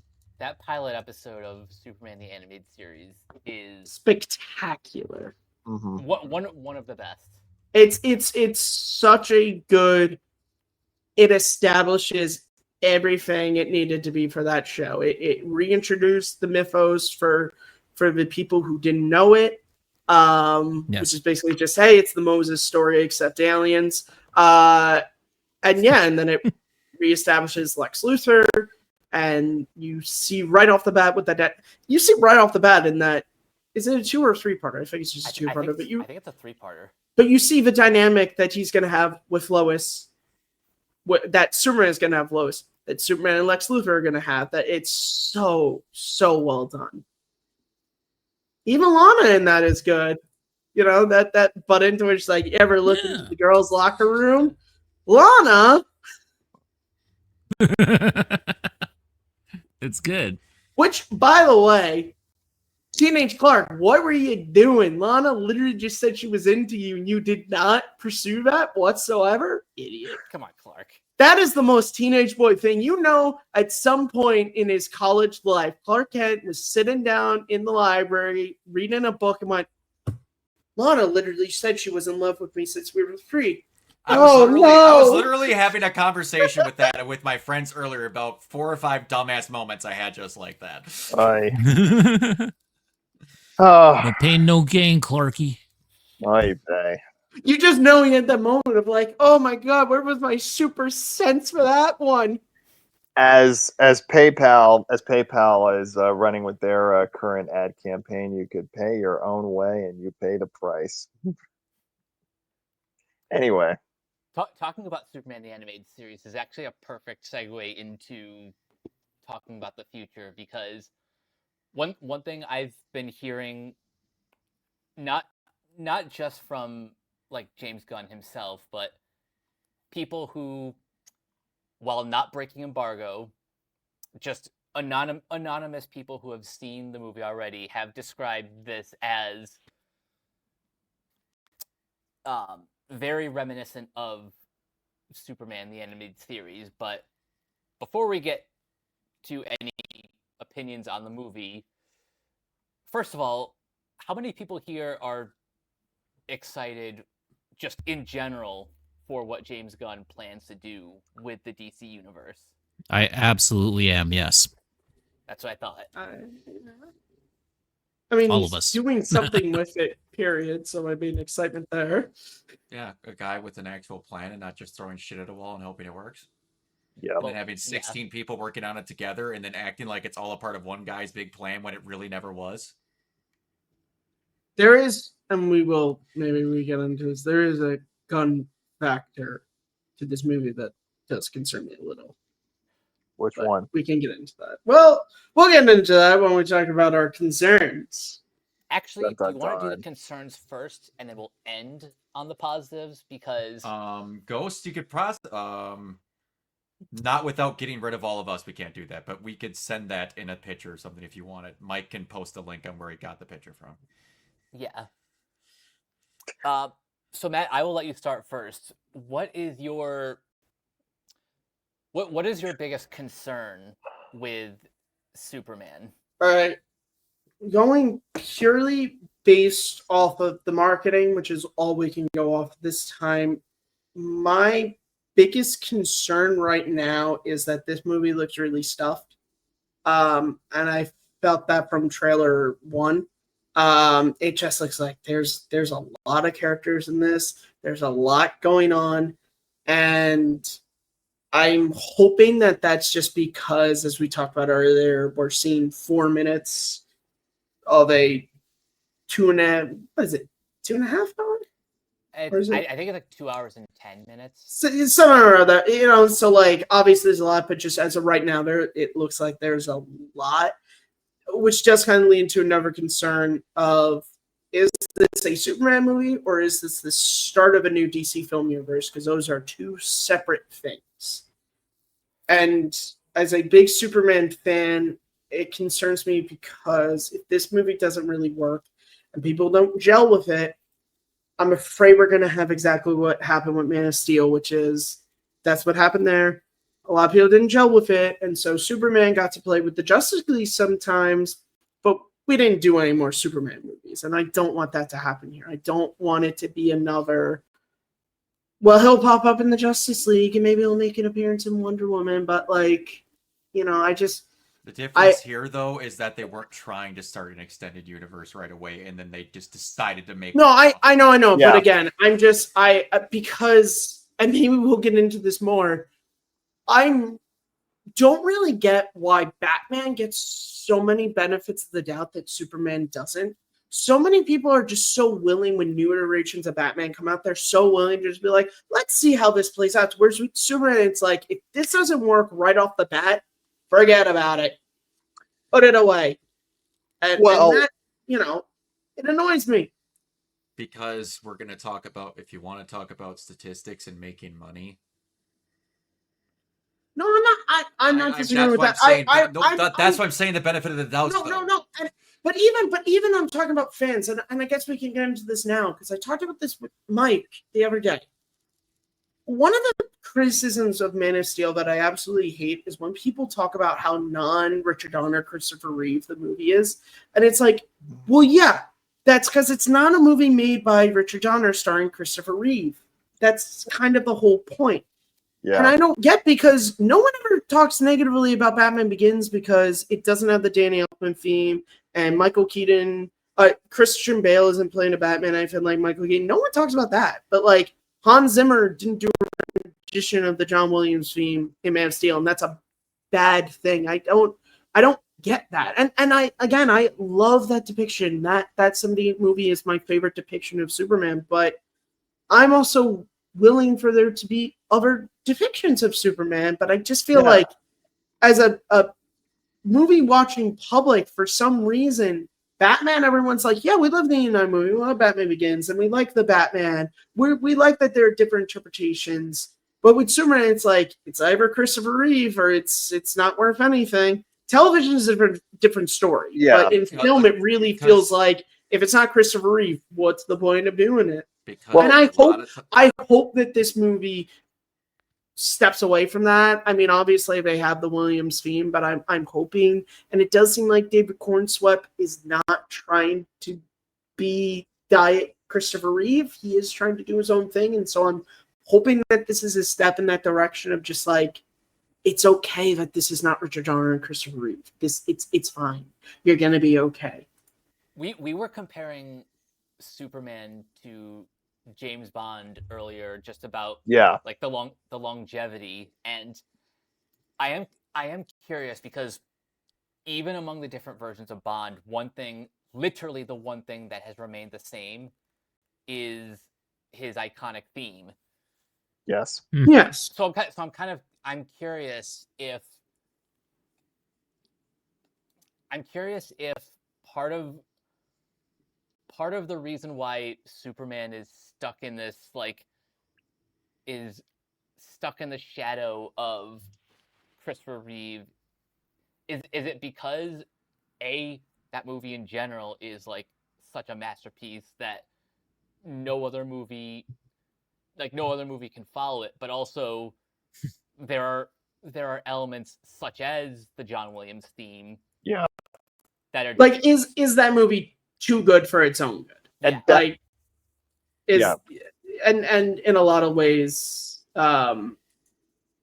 yes, that movie is too good for its own good. Like, it really is. Because obviously, even back in '89, fans had issues with Batman. The whole Jack Napier, not Joe Chill, killing the parents, like the Vicky Vale in the Batcave. So it was like, but yeah, kind of Superman the movie was kind of just like, everyone was just like, well, this is kind of perfect. The only thing in retrospect that people really come back on is Lex Luthor, but that's also just a misunderstanding that Lex Luthor that didn't exist until 1986 with the Man of Steel relaunch. He wasn't a businessman. He was a scientist for the longest. He was an evil scientist. That was his whole deal. That's the only thing. And that's also just sometimes just I'm not blaming people that you don't know the 85-year history of a character, but it's like, Right. that's why Lex Luthor is not the a businessman in a suit, because it didn't exist. It's the old mad scientist trope. Yeah, that was the whole thing. That was his mind whole over deal. muscle. Yes. And Do you know why the number 200 is so vitally important? Because it's your weight and my IQ. And that's the thing too. Oh, Gene, that's the thing too. Rest in When peace. Bryan Singer signed on to direct Superman Returns, he said on one condition, I'll do it on one condition. I absolutely have to have the John Williams score. It's like the littlest of things like that. Yeah. The littlest of things like that. When you adapt and power forward. It allows, like in the case of Batman, you're still able to move forward and adapt to particular stories, even as you transition from Tim Burton to Joel Schumacher. Mhm. Still the same concept. And I'm one of the defenders of that twist. Instead of a Joe Chill, it was Jack Napier. I I love it. Oh, absolutely. I think in the movie it's perfect. In the movie it works so well because it builds this dynamic of Jack Napier made Batman and then Batman made the Joker, and so it's like that chicken the egg thing. Yep. It works so. I mean, that last act of just like, you idiot, you made me. Yep. You made me first. Yep. You killed my you made me parents. first. Yep. Like, I said that you made me, so you have to say that I made you. Come on, how childish. You wouldn't hit a guy with glasses, would you? Yep. Oh, I love that. I love that Yep. movie so much. Yeah, Beautiful. and with this iteration coming out, it's like James Gunn made it very clear that he's going to be Superman, who's been Superman for a while. It's not an origin story. It's going to be just like from that, of course, a completely different movie. But going back to Batman '89, he was Batman for a while, so it's not like it was the early days of Batman, but it wasn't his leather jacket, like ski mask days. Yeah, he had established himself as Batman. Same thing, same practice that Matt Reeves did with the Batman in 2022. Yeah, it was the same thing. Yeah, so it's gonna be something unique. It's gonna be something different on that particular element. Not only that, but from a media world in this day and age. Like how will they be able to bring that forward? I mean, of course, this is a completely different time from what it was in when they made Justice League in 2017. So it's going to be something completely new, something completely fresh. So how will they do that? And that is kind of my hope. Is just I hope people accept that it's new.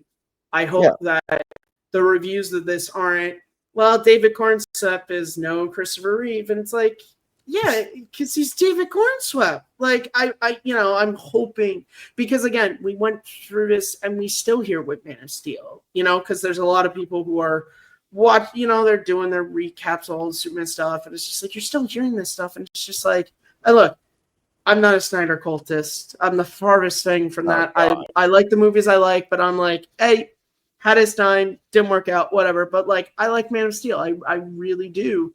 And so it's just kind of annoying when it's like, yeah, but it was a new iteration. Obviously, it was going to be different. Like, because again, going back to the Bond thing, like, how boring would it have been if for the last 60 years we just had a bunch of guys kind of vaguely trying to be Sean Connery?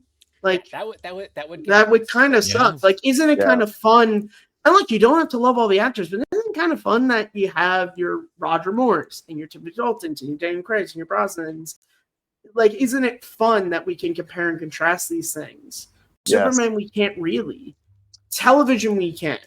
Movies, not so much. Movies, it's kind of like you have your Christopher Reeve, you have your high school performance of a Broadway play that Brandon Routh was doing in Superman Returns, and then you have Henry Cavill, which everyone hates because he's not Christopher Reeve. And I'll also say this about Henry Cavill. When we get to if James Gunn and this particular universe does eventually decide to go down the route of having an Infinite or a Final Crisis, to quote Wade Wilson, they'll treat you a lot better than those. When you get the idea. Yeah. We'll treat you so much better than those guys down the street. Yep. You were just leaving. But yes. He made a great Wolverine for that 2 seconds, let me tell you.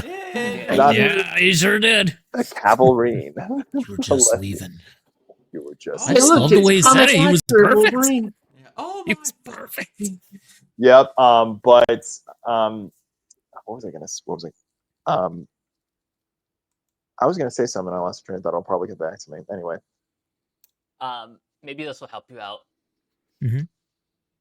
One of my concerns, and this is only because we just haven't seen enough of them in the marketing. I have no idea yet how to feel about John and Martha Kent. I like what little I've seen in, I think it was the second trailer. The thing that Jonathan Kent says, like, your choices, your actions, that's what makes you you. Like, I love that.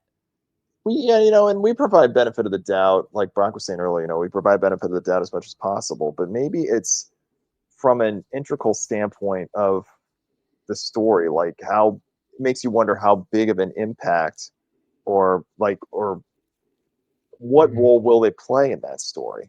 So like, obviously you don't want to promote it to the point to where you give away everything before getting to the movie itself, like they did with Dawn of Justice. Well, I do just want to say the Twitch comment just said, yeah, right now it does seem like they're a little bit too plain. It does feel like it's a little bit too, oh, well, there's the Jonathan Kent speech. There it is. There's the "you're a hero" speech, son. That's what you're here for. Like, and again, that's just because we're only seeing this much of them in the trailers. So we can't fully say. We can only go by what has been presented to us, and it's been good. I mean, I did like the "I'll get your boots" line from Martha. I thought that was a cute little moment. But yeah, I am interested. I'm especially interested in Jonathan because, like, he's a character who since '78 has always been played by a powerhouse actor. Yeah.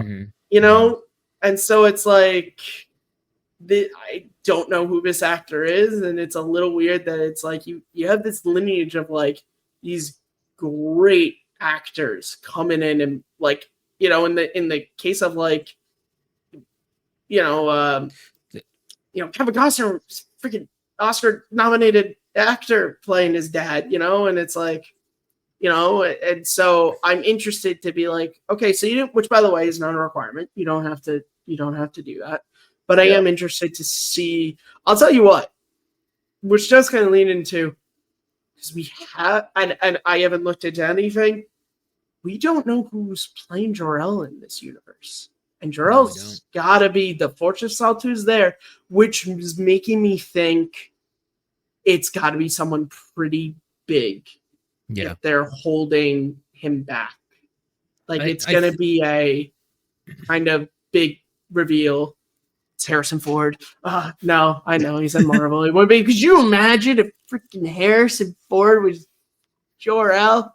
That would be cool, but I won't say who, I'm genuinely hoping for Tom Cruise, even though it's not going to happen. It's not going to happen. I would lose my shit if Tom Cruise was Jor-El. Oh I god. will say who No, please. I believe is playing Jor-El in the movie. Stop it. He's got to be in the movie somewhere. He is. Fucking do it. He's one of the bots. Go ahead, Mike. I'm curious. Yeah, I was gonna say,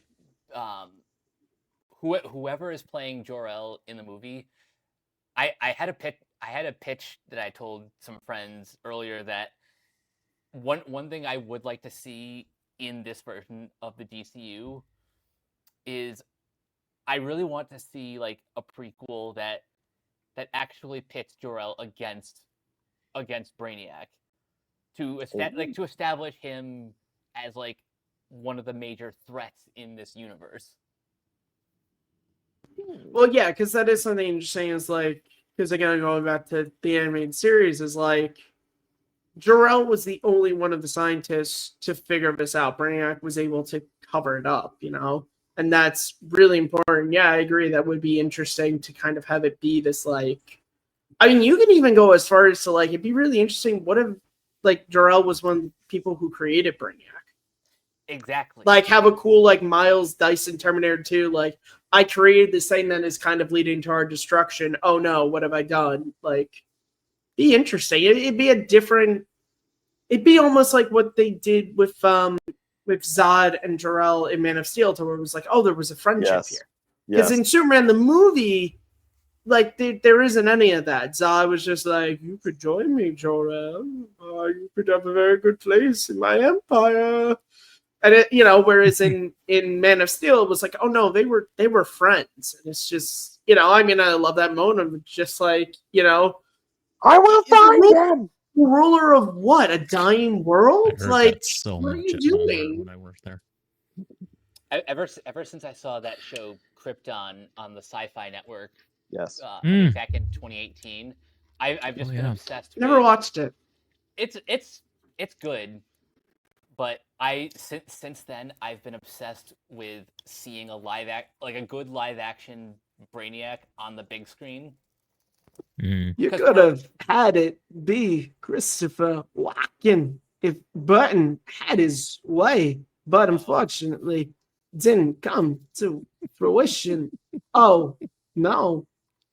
Don, Jor-El, the planets gotta blow. Uh-oh. So yeah, I was gonna say about Jonathan and Martha in this new iteration. I think it's interesting to have them played by character actors and also to kind of cast against type a little bit, considering that we're just coming off of Smallville and that sort of thing, and the Snyder films and everything. I think it's kind of it's almost a back to basics approach in a way. And actually, now that I think about it, it feels a bit more appropriate for this version to have like just character actors playing Ma and Pa Kent, because they are just regular salt of the earth farmers from Kansas. Yeah, like the actor who plays Jonathan is named Pruitt Taylor Vince. I have seen him in other things. He's a very good character actor. He's going to, I think he just brings that whole like farmer blue collar, sort of aspect and aesthetic to it, and I think it's really interesting to have that.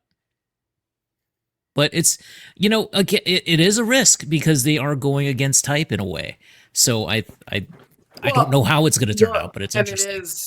It is obviously it's also coming off of the last time we saw these characters, as we talked about. Yeah, Ryan Lane and Kevin Costner. Like it was two Oscar-worthy actors. Yeah. Powerhouses playing this, and so it's like, but maybe that is the best choice, is to go, okay, the last time we had these characters, we went that route. Now let's go with the character actor route, Mhm. the more subdued. It could work. Again, you gotta.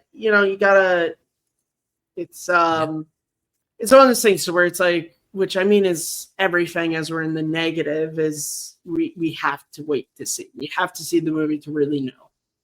For all I know, this movie, the runtime, everything that I think right now it looks a little bit too jam packed. It won't be, and it will play out fine. I believe it. I believe that too. There's also a comment that James Gunn made about, he's terminally online, so he sees. Yeah, he really is. He sees everything. One thing he addressed about like whether or not it's going to be a problem that this movie has too many characters. He said, "So Oppenheimer has like 3 times as many." True. I'm going to be really honest about that too many characters comment. That's true, but I'm going to be really honest about that too many characters comment from a lot of things. And I've had this fucking explosion about movies for so goddamn long. I am right here with you. Look at the trailers for this and look at the trailers for Winter Soldier. They're the same fucking amount of characters and no one said a word. And again, that's why I will freely admit that I'm going off the trailers. Like, and that's just, it's a concern I have just based on the trailers, but I'm fully prepared that it's like we said, it's 4-minute snippets of a 2.5 hour movie. And like the thing, but again, with that is, it's the same guy that made all 3 Guardians movies that had 1 billion characters in each one of them, and none of them felt like they were stuffed in my opinion. The difference there is that those are team movies, to where this is I get that, but it's still the amount of characters. No, but I don't fully disagree, but it's the thing with. But the Superman like 70s music, Brock. That's the real important thing. You're gonna wait and see, and if he doesn't, you're gonna be upset. The literal only thing that I'm worried about this movie is the fact that people are gonna go out of the way to bash it for reasons that we mentioned earlier, because it's not the version that they liked. You know what? And me and Mike talked about this. I think last week we talked about this, to where it's like there are the two. We already talked about Chris Reeve, but obviously there's the Snyder of it all, to where it's like both of those groups are going to come after this movie, and I really kind of feel bad for that, because you're going to have that's not Henry Cavill, that's not my Superman, but then you're also going to have that's not Chris Reeve, that's not my Superman. It's like, yeah, because that's David Cornswept, and that's part of the reason. Get over it. That's part of the reason with the casting that we're in the negatives now, but going off of that, I don't feel as negatively of why they're like, I've never heard of this dude. I've never heard of this dude. Never heard of this dude. I'm like, cool. Then I can only see the character they're playing and not the Oscar person that sometimes becomes distracting playing a very small character. No, it's true. It's like Mr. Terrific. It's like, yeah, never been in a movie before. So now I could just be like, I mean, this is going to be a lot of people's first introduction to this character. Yeah. Hawkgirl. I mean, yeah, I guess if you watched the CW stuff, like, yeah, she was in some of it, but like for a lot of people, this would be their introduction. And then Guy Gardner is going to be loads of people, because like most people never. I mean, look, 90% of people think that is Hal Jordan, because that's the only. That's the only one they know. Wow. Like they don't know. That's the only white one that they know. Yeah. They're like, all right, that's not the black one from the animated shows, and that's not the white one Ryan Reynolds played. So that's got to be the one Ryan Reynolds played.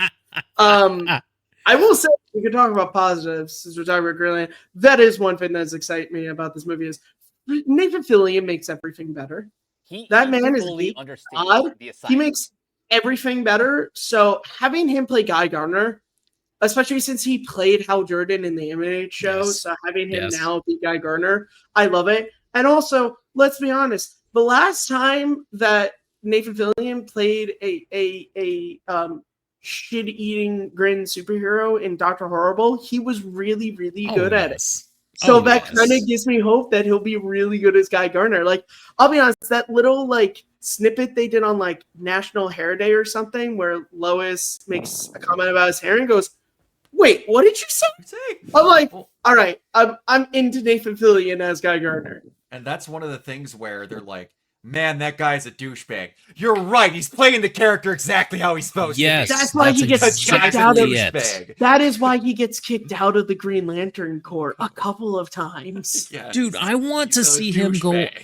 I want to see Guy Gardner go on his full ass comic arc, okay, and just become like Guy Gardner Warrior and just do all this shit. I mean, I do love that moment when he like gets up in Superman's face and he's like, "Oh, you want to go?" Like, Yes, because that is Guy Gardner. Guy Gardner yes, does that with everybody. He's like, "Oh yeah, you want a piece of me?"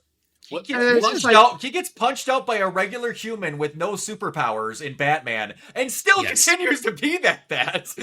I know. I totally believe Nathan Fillion would be someone who moons the Justice League. Yeah. Yes, absolutely. And again, I obviously like we don't know all the specifics about their team, but I like that whole like clearly Hawkgirl and Guy Gardner and Mr. Terrific are all a part of this like super team that isn't the Justice League, and they have And it's why their matching costumes outfits, look and it's so like bad. I kind of I like that element of like there's almost this like we're the marketable superhero team, you know, like Together by Maxwell seen- Lord. we've seen obviously the shots of this Warzone thing, and there's that great moment of Guy Gardner like flipping his hand in the green.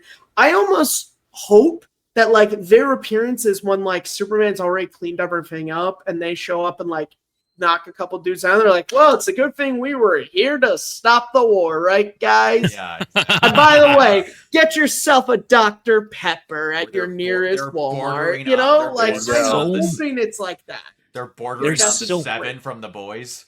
Oh yeah, there's so many shades of Justice League International in that Justice Gang or whatever the hell they're calling it. You know, it's just Yes. But again, I and I love kind that. of hope that is because I think that would be a great thing for a Superman who was already established, who like Yes, they're trying to perfect. recruit him, and he's like, no, I don't want to be in this thing, and they're almost annoyed, and I it think- almost becomes a like, well, if you're not with us, then how exactly can you be a superhero? I think that's going to be a giant core part of the plot and why there's so many Mhm. characters in it dealing with Superman, which is what I brought up earlier. The Yep. effect that Yep. other people having to deal with Superman is the interesting part. I Yeah. have a feeling that at the end they're going to be like, what, we're paid by Max to do this. Why are you like this? And then they're having to deal with a guy who's a superhero for the point of being a superhero. And you're going to see like 8 different perspectives on why he's like that, Well, which is part of the reason I'm excited and I why would there's so many hope- people there. I would hope that an interesting kind of thing he can bring up is like maybe by the end he kind of reminds them of why they became heroes in the first place. Yes. Is That's like exactly we did this it. to help people. We did this Yes. to do it. And look, it to a lesser degree would be like why Civil War is such a good movie because it is that like that Steve Rogers, Tony Stark fight of just like no, control is better in our hands. No, control is better in the Accord. Like it is interesting when you talk about that because look, I don't really always like when reality comes into comic book movies because I think part of the fun is they are comic book movies, but Yes. that is an interesting element to bring up is this like if superheroes were real, would it be better if they were all vigilantes acting on their own, or would it be better if they were all a part of a Justice Society of America? Like, which would really be better? Because like you know, we as nations have a history of sometimes we don't do the right things, and sometimes we send people with abilities to stop stuff that maybe they shouldn't be stopping. So, is that the best thing?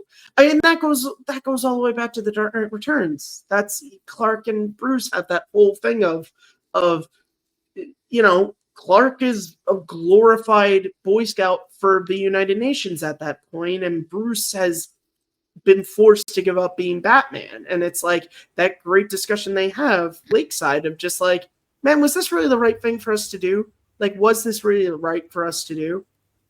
There's It's parts of that interesting. where James Gunn has openly said a lot of how he's going to model this is going to be off the animated Justice League series, and I hope they do stuff to where like there's separations and how they want to deal things like that. Like when in near the finale of season 1, they're all going to go turn themselves in, and Batman says, "You're all idiots. I'm not doing that." Oh, that is such a great moment that. where he's No. like, no. No, and I hope they have moments like that where they have disagreements with stuff where it's like, no, this is stupid. I was never a part of this league. I'm not a part of your grand give up plan. Don't include me in it. I think that could be interesting, and again, even then, we've already had that. The second trailer had that interesting. The interview with Lois of just like, so you were acting behalf. It's like I wasn't acting on behalf of anybody. I stopped the war. Yeah. It's like, So well, a reason yeah. to be excited for me personally is Rachel Brosnahan as Lois Lane. Yes. She's gonna be Agree. good. Just from a little bit in the trailer, she's been phenomenal. Their interactions are what I'm most excited about.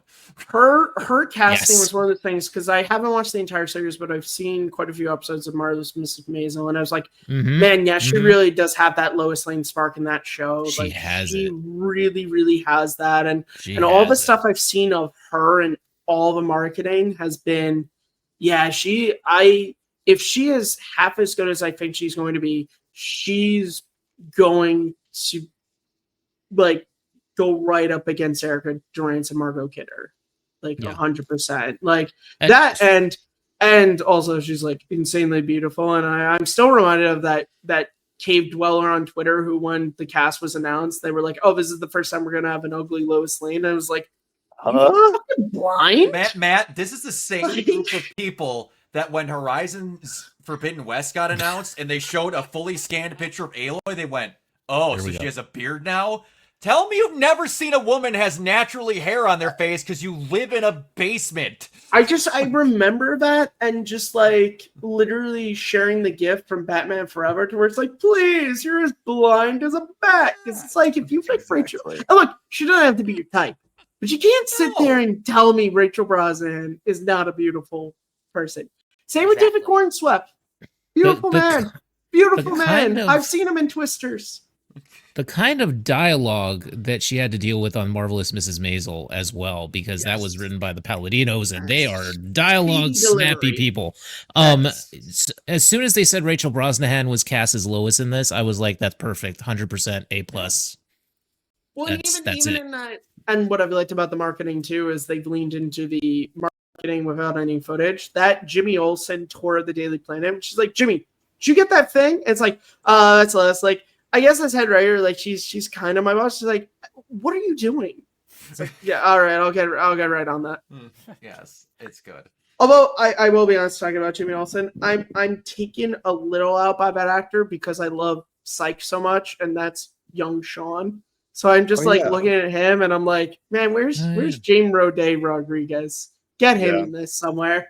Yeah, Guys, Sean Spencer. I don't care. Just get Sean Spencer in this somewhere. Yeah, why the hell not? He'll be noticing that Clark Kent is Superman. He'll just he'll be the one who's like, are you guys serious? You won a Pulitzer Prize and you didn't. I figured that out in the first 5 seconds. One thing that I'm honest to God, that needs to be a comic book. Someone write that crossover, please. The Psych Superman crossover. One thing I'm really honest to God excited about, and it's one of the reasons why I'm excited about having a guy like James Gunn be ahead of this, is that Crypto's actually in this movie. They're not afraid to have the things that everyone would be like, that's not real. We can't have that be in there. No one would believe. Shut up. Yeah, me and my friend Michael French talked about this because we're both huge Superman fans. And we're like, man, wait until these people find out that Superman also has a super horse in the comics. it's a walk a clock. Also, clearly no one has seen Crypto the Super Dog, one of the most underrated DC outings on Cartoon Network. Yeah. With one of the most banging theme songs of all time. Crypto the Super Dog. Up, up, up, up. Also, Ace the Bat Hound in that show is amazing. She's so good. Yeah. That's it opens the door for other stuff where they wouldn't regularly be like, no, that's not whatever. No. I will say though, since 1,000% agree with we're you. talking about James Gunn, there is a James Gunn factor to this that the last trailer has me. That moment when Superman's like, yeah, just give me a minute. And I'm like, that does feel a little Star-Lord-y, not really Superman-y. No, what that sounds like is what they tried to turn Batman into in BVS, because Batman isn't, and every now and then Superman can joke sometimes. Like, that would be a lot more snarky if Star-Lord was saying it. In my opinion. Again, it was just I heard it. It's like again, I'm hopeful. I am hopeful. I like James Gunn a lot. Peacemaker was one of the greatest comic book things that has happened in the last like 10 years. That's another thing. I know you don't mean it this way. One thing that I've hated is that no one can come up with original complaints anymore for the most part. Yes. And now, if a character has witty dialogue, they're just Tony Stark. No, yeah, that's, I mean, If they say anything witty, you're just having Marvel dialogue now. You're not original. And going off of that, me and Mike were talking about this. What I'm not looking forward to is the reviews of this, to where it's like, this is going to be one of two things. It's going to be the biggest piece of crap ever, or the best DC movie since The Dark Knight. It's like, wow, thanks for your really well thought out review. You put a lot of thought in there. It's like a Mad Libs thing at this point. Like it's everything. It's a Mad Libs thing at this point. It really is. Jurassic World Rebirth is going to be either the biggest piece of shit or the best movie since the original. Fantastic Four is going to be either a big piece of shit or the best Marvel movie since Endgame. It's like, why do we have to live in this world of superlatives? Like, you don't actually get attention if you're you don't get attention if you're in the middle. That's exactly why it is. Mm-hmm. And that's what in the middle. It's like, if you like the thing, just say that you like it. You don't have to say. But that's the middle, though. If you just like it, you just like it. Everyone's grown into the point of where they don't want to give an opinion; they want attention, and look, you don't get attention, but being in the middle. I will say this: this is the reason why I don't rate movies. When I rate reviews, like, my letterbox has no star ratings anymore, and I know that people won't find my reviews that way, and it's like, you know, and I've talked to people about this, and they're like, "Yeah, but Matt, how will people know if you liked it?" I'm like, well, you know those words I wrote? Yeah, that's me explaining how I felt about the movie, and you'll be able to gauge if I liked it or didn't. Especially since I end all my reviews with a witty, like Bad Boys 2. I was like, this is one trip to the Miami with the Bad Boys that you don't have to take. Like, I tend to try to be witty.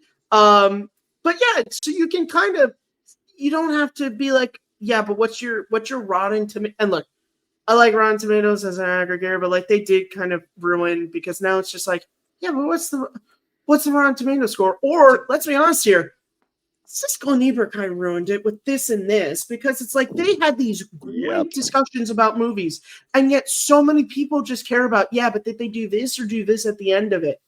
A lot of people never listen to these amazing, like, they didn't listen to the discussions that they had about movies and about why it worked, or the fact that, like, there were times, like Batman Forever is a great example, where Gene Siskel gave it the thumbs up, but he also said, like, as the days have passed, I've thought about this movie less and less after watching it, but I'm gonna make thumbs up because when I watched it, I liked it. It's like, people are just like, oh, it's a thumbs up. Like, it's just, stop living in the world of superlatives. Like, actually have discussions about these things and be okay with the fact that people are going to like stuff, and it doesn't mean that they like everything in it. And people are going to not like stuff, but that doesn't mean that they hate everything in it.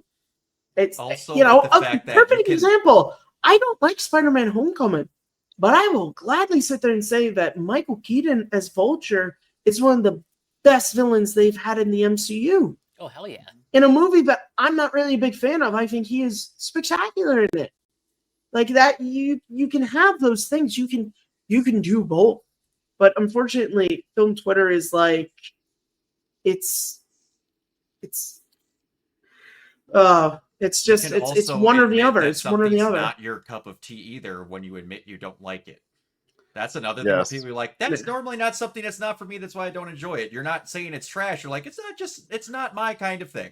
Yeah. And the worst part too is just like this, like, you know, this other thing of just like, you can't please anybody on film Twitter, to where it's like, no matter what you say, you're pissing somebody off.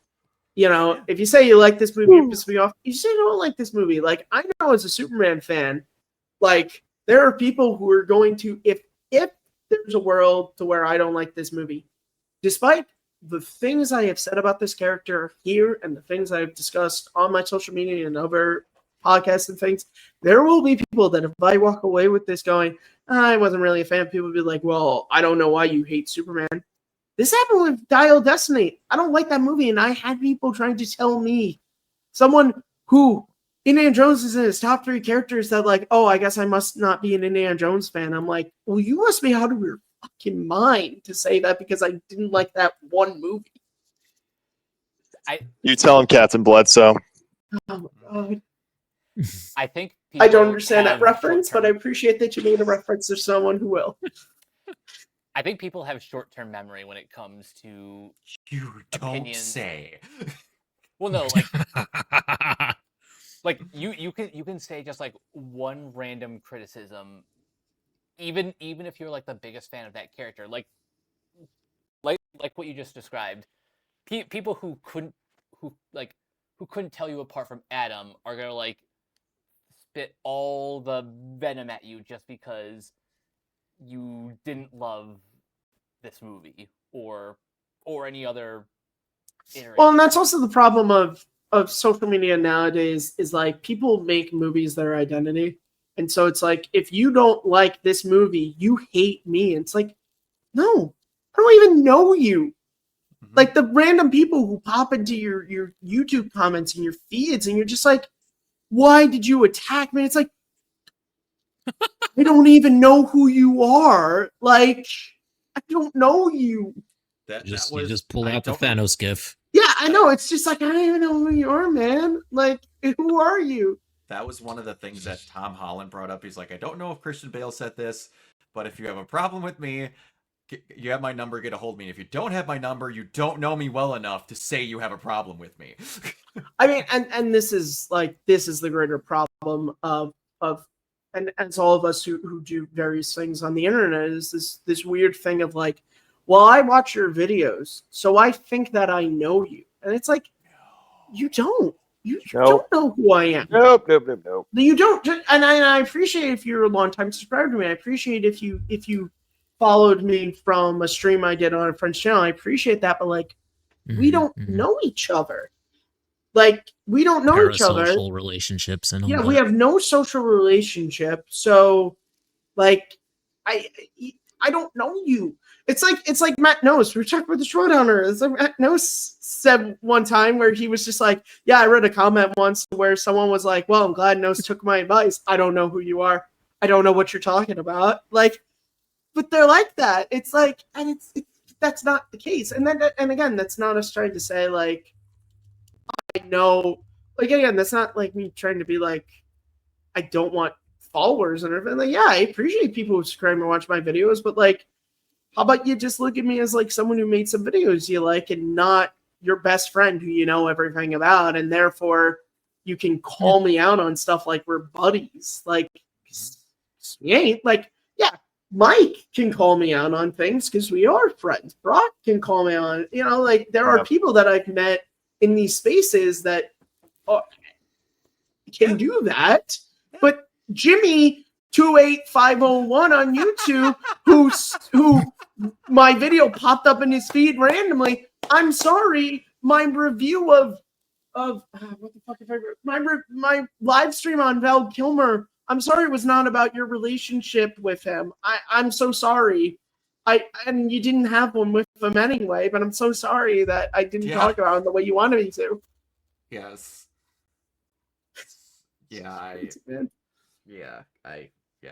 But So Superman. Honestly, I'm just excited to be fair, what I like when they start universes like this, which you don't get very often anymore, I honestly just like world building, and I'm really excited to see what the hell all that is. And I'll say this, when Mike had asked us to kind of come up with points that we were excited for and points they weren't, the first point I wrote down was, we're getting a new Superman movie. We haven't had this since 2013, and I'm really excited. I'm really just excited for that. In the same way I was excited for Dial Destiny to come out, because I'm like, man, new Indiana Jones. Like, there are these things that I have loved since I was a child that it's cool that, and look, this iteration may be my favorite and it may be my least favorite, but just the fact that right now, a week, 2 weeks from now, we're going to have a new Superman. Like, and I feel the same way I felt in 2013 when, like, because I was not really a Superman fan when Superman Returns came out. I was also just a little bit too young to really enjoy the build up to that movie. Whereas Man of Steel, I was old enough to take in all the marketing and be so excited to go and see this. I can't wait. I'm mad that I'm on a family vacation and won't be able to go opening day to this. I'm annoyed about that, but I'll be there on that Sunday. Even though we get back, I don't know what time we get back on Saturday, but I'll be at that 11:30 showing Sunday because Superman. It's a new Superman movie. I'm so excited, and again, like we talked about, there's so many things I'm looking forward to. Nathan Fillion and Rachel Brosnahan. I think they look so good as these characters. Like, I think they look fantastic. I'm looking forward to stuff we haven't seen. Like I said, I'm looking forward to who Jor-El is in this because I'm really interested that they've held back and that, freaking Alan Tudyk is in this. How did we not mention that? Yeah, Alan Tudyk, the voice Tom cast of the Clementoff. movie. Malcolm and Walsh are in this movie, for God's sakes. Before I say what I'm most excited about for the new DCU, Tommy, I want to hear what you're most excited about. Just the new adaptation of this character. I mean, and seeing Crypto, seeing Crypto is just seeing a good adaptation. I mean, seeing in that first trailer makes one's heart melt. And even though we had the not the Kevin Hart movie that had Crypto in it. League of Super Pets, with the final boss. No, it was the final boss. But no, seeing Brock. I hate him. Seeing Made me hate him. Yeah, I don't like it. Anyway, seeing what James Gunn is able to do and have that open mind and that open mind and what he would be able to bring to this universe. It'll just be interesting to see how this will live, how this will be able to have that long-term appeal in comparison to that of a Batman, and not to do a compare and contrast exercise, but how Christopher Reeve Superman was able to stand the test of time. So you've got that, and you've got, of course, David Cornsweet's performance that we're looking forward to. It's like I was saying. Go ahead, I'm sorry. Oh, no. I'm just saying, what I am really excited, and it goes back to the Indiana Jones thing too. One of my favorite things was when I was sitting in the theater in Dial of Destiny, and I saw a little girl come in dressed in a fedora and leather jacket, and I was like, awesome. Man, I can't wait to see all the kids wearing Superman shirts to this. Like, and the fact that this movie could be for some 9-year-old what watching Superman 78 in my living room was for me. Like, this could be a watershed moment in the same way that I talked about earlier, what that film, that character has meant to me my whole life. This could be the start of that for some kid who doesn't know Superman. This is their introduction, and this could be their favorite superhero they're about to see. And that is, and again, character's been around for over 80 years. That's the beautiful thing is the fact that there's going to be new people introduced to this character, and hopefully they walk away loving it like we all do. We've spent almost 2.5 hours talking about him. Yeah. I would say for me personally, the thing that I'm most excited for with this movie and also with the DCU as a whole is just seeing what kind of crazy lesser known characters get their moment in the spotlight and kind of get their profile raised. I'm very excited to see what they do with that. I mean, look at Peacemaker now. And look at like, even just in terms of like, I still haven't seen the show, but in terms of the profile of the character being raised up, it's really something to see. I'm hoping for some specific favorites of my own to maybe get some screen time. I hope that I don't know that they will, but I hope so. I hope that this movie works and we get a sequel or a prequel that has Mr. Mxyzptlk be the villain. I would love to see James Gunn tackle that character. That would be interesting to say the least. Fun. That's what I'm saying. But who would play him though? That's the question. That guy who played him on Smallville. No, they would bring back. Oh, no, I'm blanking on his name. Oh, they played him in the animated series. I'm blanking on his name. Are you talking about Gilbert Godfrey, yes. How would they bring him back? How would he's Not at this point. He's kind of yeah, deceased. I don't think they can. The voice would be fine. That's what I was going for. Come on now. I got you. Yeah, no, I'm trying to think who would be Danny DeVito. No, I got one. Tim Robinson. No, that is a good one. Morgan Freeman. No, Yes. Alan Cumming would be my. That's a good one, too. That's a good choice actually. He would. That would work. No, 'Cause you he wanna- kind of you wanna already- bring I mean- Christopher Walken in as someone. Yep. I think Yes. James, Do it. you're chronically online. Please tell us that you're watching this and take notes. If I saw Christopher Walken as Mitzi Spitlick, I might explode. Yeah, come on. Or Superman. David Cage. Superman. Come on. Nicolas Super- Cage. Man. Nicolas Cage. David Oh my Cage. Anyway, David Cage. Superman. Say my name. I'll talking about I've said Pauly Shore. get the out of here. Oh my God, No, no, no. Pauly Shore. Do you want the most Christ. ridiculous person to be him? Come on. You know who does need to be in this new Carrot DC Top. film universe at some point? Brendan Fraser. We need to, because that poor man was so excited to be in Batgirl, and then Warner screwed him. Hey, do you know who could be good as Jor-El?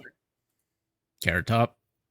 No, Fraser. Fraser. Oh my And he was God, almost Superman in the 90s. Fuck, that would be a Actually really good. choice. That would be a spectacular choice. Especially after his Renaissance. Oh yeah, the Renaissance that has Yeah. happened. Yes. And this We've would got- be his first ever role in a DC property in how many years? Because they just wiped the other one right But that's out what I'm of saying. existence. That yeah. It's That'd be it's in a good. vault. That'd be cool. It's in a vault. It may be released someday. Who knows? Well, that's I did love how Are someone you said. kidding me? I love how someone said when that news came out that like, man, I can't wait for the year when movie file 2810 is the best comic book movie of the year. Yeah. Good. Hey, Lord. I mean, they put Coyote versus Acme in a vault, and it's getting. Yeah, and they also were didn't able to say sell that they it. were having a farewell screening for Batgirl before they torched it. They didn't say that about Coyote versus Acme. True. Very true. Anyway, but no, it was that's the thing I was saying earlier about when if Dean Cain ever writes a memoir, it'll be the title would be from Princeton Free Safety to Man of Steel, but that'll be David Corn Sweat's memoir about his early days, From Projectionist to Man of Steel. That'll be that'll be the perfect title. And I was telling that when I first started working at Sinopolis, the servers I was saying that'll be the title of his memoir, From Projectionist to Man of Steel. They go, what do you mean? I go, yeah, he was the projectionist in Pearl, and they were like, what? They had no idea who he was. And then I said, just watch that. Just all you got to do is rewatch Pearl. And they were just like, they immediately. I mean, I got to be honest. Mike pointed out to me that David Gordon Swept was the guy in Twisters in our review, and I was like, Oh yeah, "Oh, that's Superman." Oh, that's okay. right. Yep. Yep. It's like, all right. And the I gotta cast, tell you, man. I love that he's a nerd. I love that video that keeps getting cycled around of him doing the whole trench run. Yep. It's like, you know what? Okay, he's a nerd, but he's also like Sam Witwer. He's like him and Henry Cavill. They're both like two good-looking nerds for their own good, and it kind of makes my Speaking stomach of feel bad. Twisters, whenever they introduce Green Arrow, man, Glenn Powell is right there. Oh my Yeah. He would be at this point.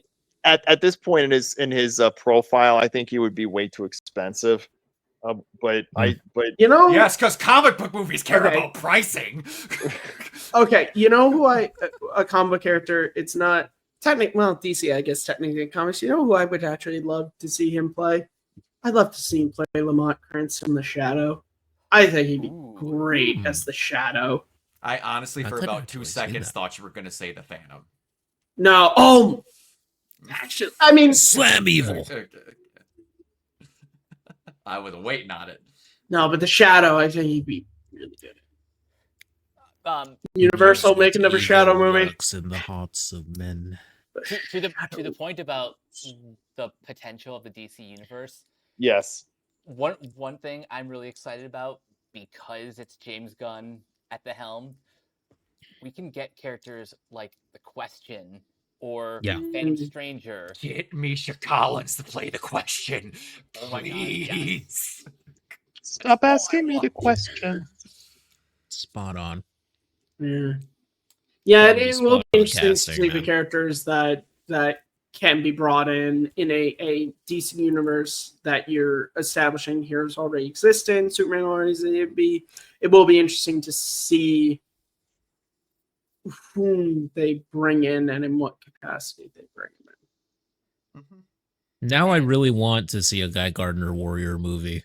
Now, like I'm thinking it over in my head, and I just want it now. They might I get it. kind Who of hope knows? that is his arc at the end of the Lantern series, because he's going to be Yeah. in that too.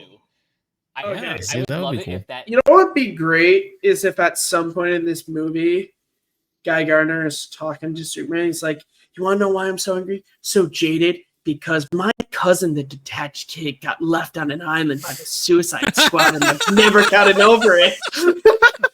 Wow. Or they're gonna be like, because the kid There you confused me go. for that stupid asshole, the detached kid, and I can't take it anymore. I want there to be somewhere a slight reference to that Yeah. Yeah. in some capacity. It doesn't have to be in this movie, but somewhere with Or they're Guy gonna try Gardner, riddling I him want with that. bullets, and he puts up a shield like, not this time. Nice. No, that'll be the day. That'll be the day on an episode of The Rookie where John Nolan attends a Richard Castle signing somewhere in Los Angeles. Is John Nolan Malcolm Reynolds' ancestor? I like to think so. Oh my God! Yes. Hey, it could work. I'm really I honestly might. sitting here now trying to wonder who the hell, if they bring him up, is gonna play Kyle. Yeah. Ooh, That's gonna be a hard role to do if it comes up. Yeah. They have 3 of the main ones out already. Like, don't be Ryan afraid Reynolds. to also do like Jessica Cruz. Like, don't be afraid to do that. Hell yeah, dude. Yeah. you know what? I thought of Yeah. something. I know everyone wants Adria Arjona to be the next Wonder Woman, Mm. but if that doesn't come to pass, her or Isaac Gonzalez would make a great Jessica Cruz. Wouldn't be bad. Excellent. Or who was the, I'm blanking on his name. Who was the newer Green Lantern that had the full face mask? Oh, Simon Baz. Oh, Simon Bass. Yeah. That wouldn't be bad. yeah.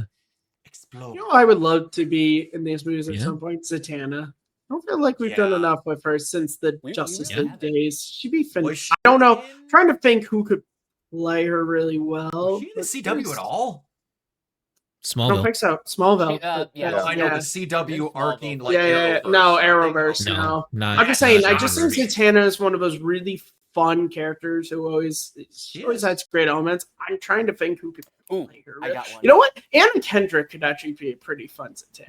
You gotta be honest. Yeah. I'd want That'd Anna be fun. Kendrick to be Barbara Gordon if I'm being really honest. Yeah. Yeah, you know what? Yeah. I think she'd be kind of Hmm. good at that. Go ahead, Mike. What were you gonna say? So someone who would be a great Zatanna is Camila Mendez. Huh? Yeah. I'm interesting. That's interesting. That's I would Yeah, 'cause say interesting. Yeah. Yeah. That'd That'd be be dope. Because there's just these. Oh, I'm sorry, Tommy. no, Matt. Go ahead. Oh, I was just gonna say that's the fun thing is the fact that we're saying here because it's the start of something new and that Gunn has already shown with his work in Marvel that he's willing to go into these ancillary characters, even with Alexander Daddario. even with That's a good too, Umbreon. and even with the Suicide Squad, like Would it's hate fun it to as Wonder think of Woman. like these characters that because we all in different capacities grew up and loved Justice League Unlimited, which lived in that like there's a Yeah. whole universe beyond those 4 characters that like Yes. and so Yeah. like I'd love to see the Wonder Twins pop up at some point. That'd be really fun. That'll be the To see day. them in something, like That is one movie I'm glad we didn't see. no, That'll but be- you know what I'm saying? Like Come on. I'd be interested to No. see what kind of comes and who are characters who get their own spin-offs and who are characters who just kind of exist as background characters. That'll be the day. That'll be the day when Glick shows up. But get in live action form. But no. You know, I'm just telling you right now, we're going to need to. We're never going to top this DC universe until we have Nicolas Cage show up as Snowflame. Oh my god. That's too perfect. Does anyone in this room other than Kiona or Mike know who Snowflame is? He is a character that gets superhuman abilities off of the old white lettuce. Or we could top it with Dogface Welder. That's not a character I made up. I just want Nicolas Cage. That way he was like, I almost played Superman in the 90s. Are you aware of it? No, speaking of that, Yeah, I had the a Flash. mullet and everything. the thing they Incredible. need to avoid, which I don't think James Gunn would do, never again, for reference points, bring up a character for a cool point to show them in the background who literally drove themselves to suicide because of the role you're showing them in. How about we don't do that? Are you Let's talking never about do. Nicolas Cage? I don't- No, I'm talking about the one Superman whose name I'm blanking on, who literally drove himself to suicide because he was never got anything George other than Reeves? super. Yes, Oh, I George believe Reeves. so. Yeah, George Reeves. Yeah. Yeah, let's never do that again. Well, Oh, yeah. there's a lot behind that. Watch Hollywoodland, guys. Yeah. It's a great movie. Ben Affleck plays a really good George Reeves. Oh yeah. It's a, yeah. The only honest regret about Nicolas Cage showing up in that movie is that John Schnepp didn't get to see it. And he got Yeah. he got Martha in that movie too, technically. Batman. Yes. Yeah, no, me and Mike talked about that when The Flash first came out, and we were like, man, that moment is at the end of that movie literally just because of John Schnepp's work. Yeah. Because before that Yeah. documentary, the only thing there was that one Polaroid that was like on the internet, and that was it.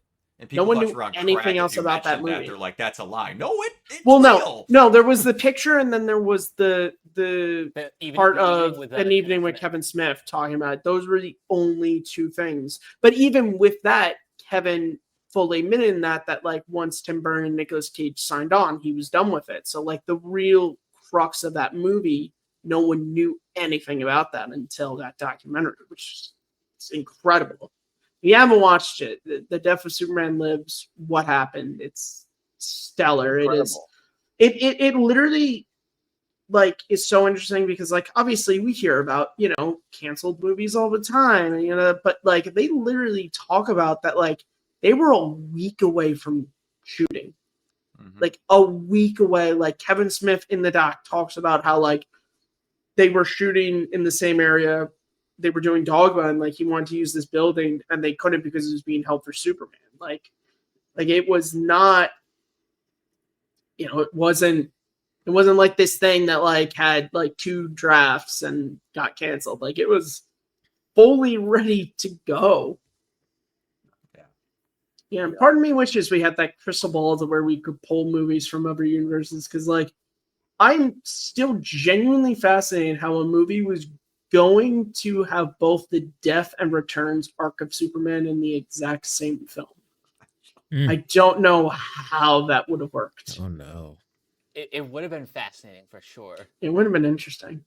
And then George Clooney Batman popping up somewhere.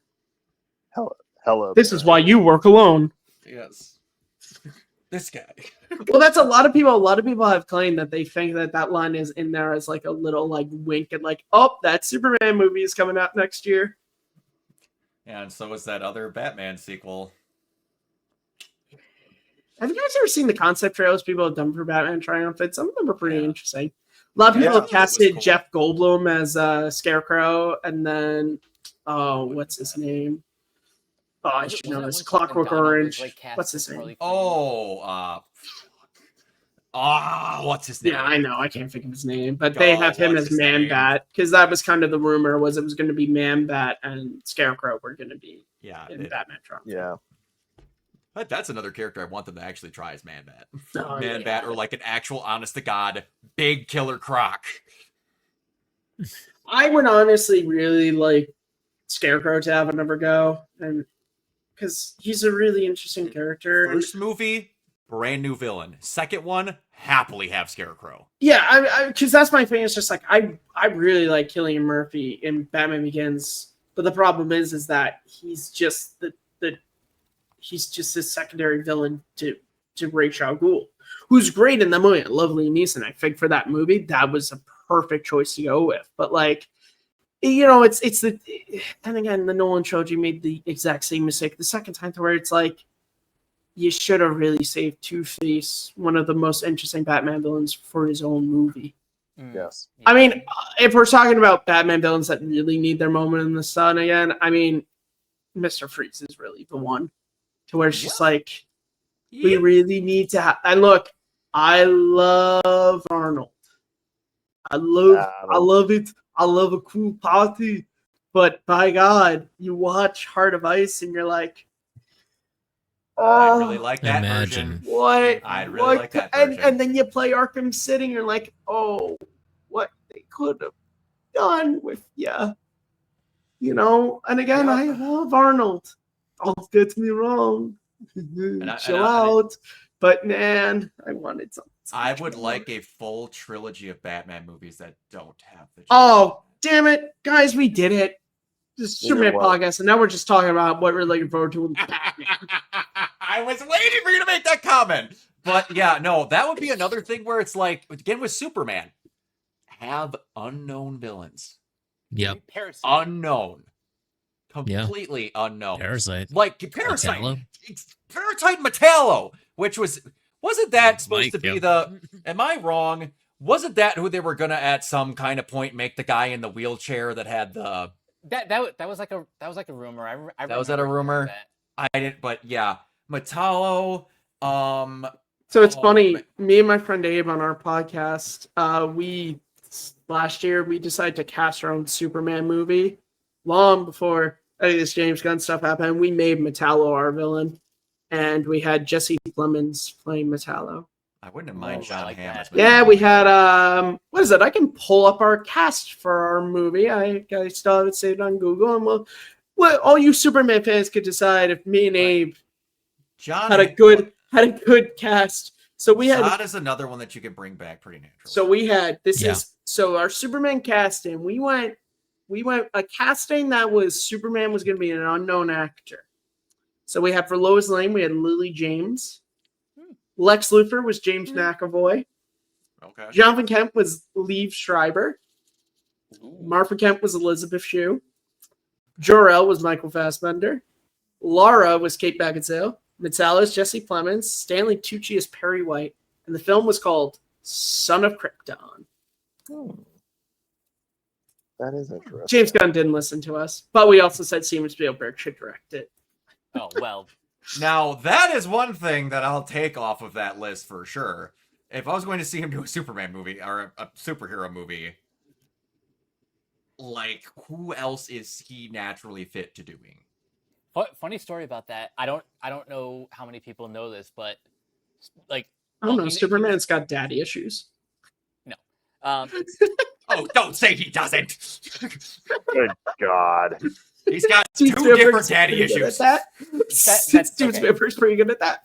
What I was trying to say is, while he never actually had an offer, he the producers of the Richard Donner movie were considering Spielberg, but he obviously couldn't do it because... Yeah, but that was also 1978. Everybody was considering. The people who were making General Hospital were considering Steven Spielberg after Jaws. Literally everyone wanted him. Or you could go with what the supposed rumor was for the Man of Steel sequel they were developing for like 19 years, that the new rumor going around is that they were trying to get Michael Bay to make a Superman movie as a sequel. No! I don't believe that for a second. But good Lord, I feel like recasting Henry Cavill with Mark Wahlberg. I think it could work. Hey, I thought you were going to say Megan Fox. I'm a freaking superhero. Yeah. Okay, I fly around. I can see through shit if it's not lead. Okay, you know how hard this shit is for me. Okay. They stole my teddy bear. They stole my teddy bear. That popped up on my TikTok the other day. That's what it's talking about. And that is one of the best parts of the first 10. Yeah, hey, these guys, they stole my teddy bear. Metropolis just opened a Dunkin'. You think I'm not going to miss this for the world? You think I'm going to miss this? Metropolis just opened up another Dunkin'. I got to be there to cut the ribbon. Cut the ribbon. Take us back to Boston, whatever. I can't even think straight. Well, this podcast is it's okay. It's going okay. in Just calm down. direction, It's but- fine. Yeah, it's a bit. It's officially off the rails. Metropolis is supposed to be the DC equivalent of Chicago. I'd say ruin a lot of Renegade Boston. pop culture discussions by just being myself. Go back to the harbor. Relax. The harbor. Hey, it was Diane Lane, so you know. Get out of the story works. Get out of the coast. We'll get together, have a few laughs. Man, actually, come to think of it, if he was Superman, the perfect storm would have had Batman, Martha Kent, and Superman all in the same movie. There you go. So anyway, to wrap things up, yes. Mark Wahlberg is Jor-El. Hey, what are you doing? I sent you on a fucking spaceship. What are you doing with this shit? Oh my god, Bree, you're gonna have a fun one with this. Good luck. That's gonna be your soundbite. The Marky Mark and the Funky Bunch. There's my Miley Bostonian accent by a Brack. Hello, feel it. Good vibrations. Anyway, let's wind this down. So we'll be back in, I think, like 3 weeks from now to actually talk about the movie. And I've said this on numerous occasions. Superman is my #1 most anticipated movie of the year, or at least of the summer. Now that Mission Impossible: Dead Reckoning has come and gone, Final Reckoning, I'm sorry, has come and gone. That was my #1. This is my #2. So now this is my #1. Yeah, I am hoping for the best. I am bracing myself for both the good and the bad. But at the end of the day, Matt, as you put it, we're getting a new Superman movie. That's right. That in and of itself, like, take the DC universe out of the equation for a second. We're getting a new Superman movie. That is just, it's just exciting. It is. Yeah, it really is.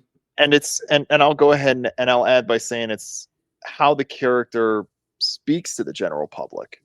It's a symbolism of hope, something that an individual or anybody can look to in particular circumstances. Could be centered around real world events, personal event, anything. That consolation through this particular figure is that reminder that people look for to tell them that everything is going to be okay. By getting this again, it's going to be it has the potential to be something really special. Will it be sustainable in the long term? Only one way to find out. Indeed. Mm-hmm. So until next time, Matt, where can everyone find you online? You guys, as always, can find me at Kearns_Matthew on Twitter. You can also find me on YouTube in 2 places. The first is Matt Movies 611. That's where I do a lot of different stuff. I do video essays. I do off the cuff kind of ranking videos. My next, hopefully, release this week, if I have the time, it's going to be talking about Man of Steel. The title is In Defense of the Twister, discussion about Man of Steel. That should be pretty telling about what scene I'm talking about. You can also find me on Take 3 Productions, where I pop up on things, but the biggest thing I do on there are 2 things. I do a video essay series called Second Look, where I take a movie that I think is overhated or under talked about, and I talk about why I like it. The next episode in that series is going to be on Jaws 3. And then you can also find me on the usually monthly podcast, Simple Tricks and Nonsense, with my buddy Abe Flores. It's a lot of fun. Me and Abe we've been friends for almost 10 years. And so we just hit go live on Stringer, and then sometimes we have really great, interesting, in-depth discussions about film and pop culture and life. And then other times we dance to I'm on Mexican radio. So you never know what you're going to get.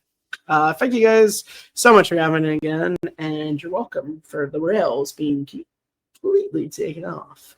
Always a pleasure. And Tommy, where can everyone find you?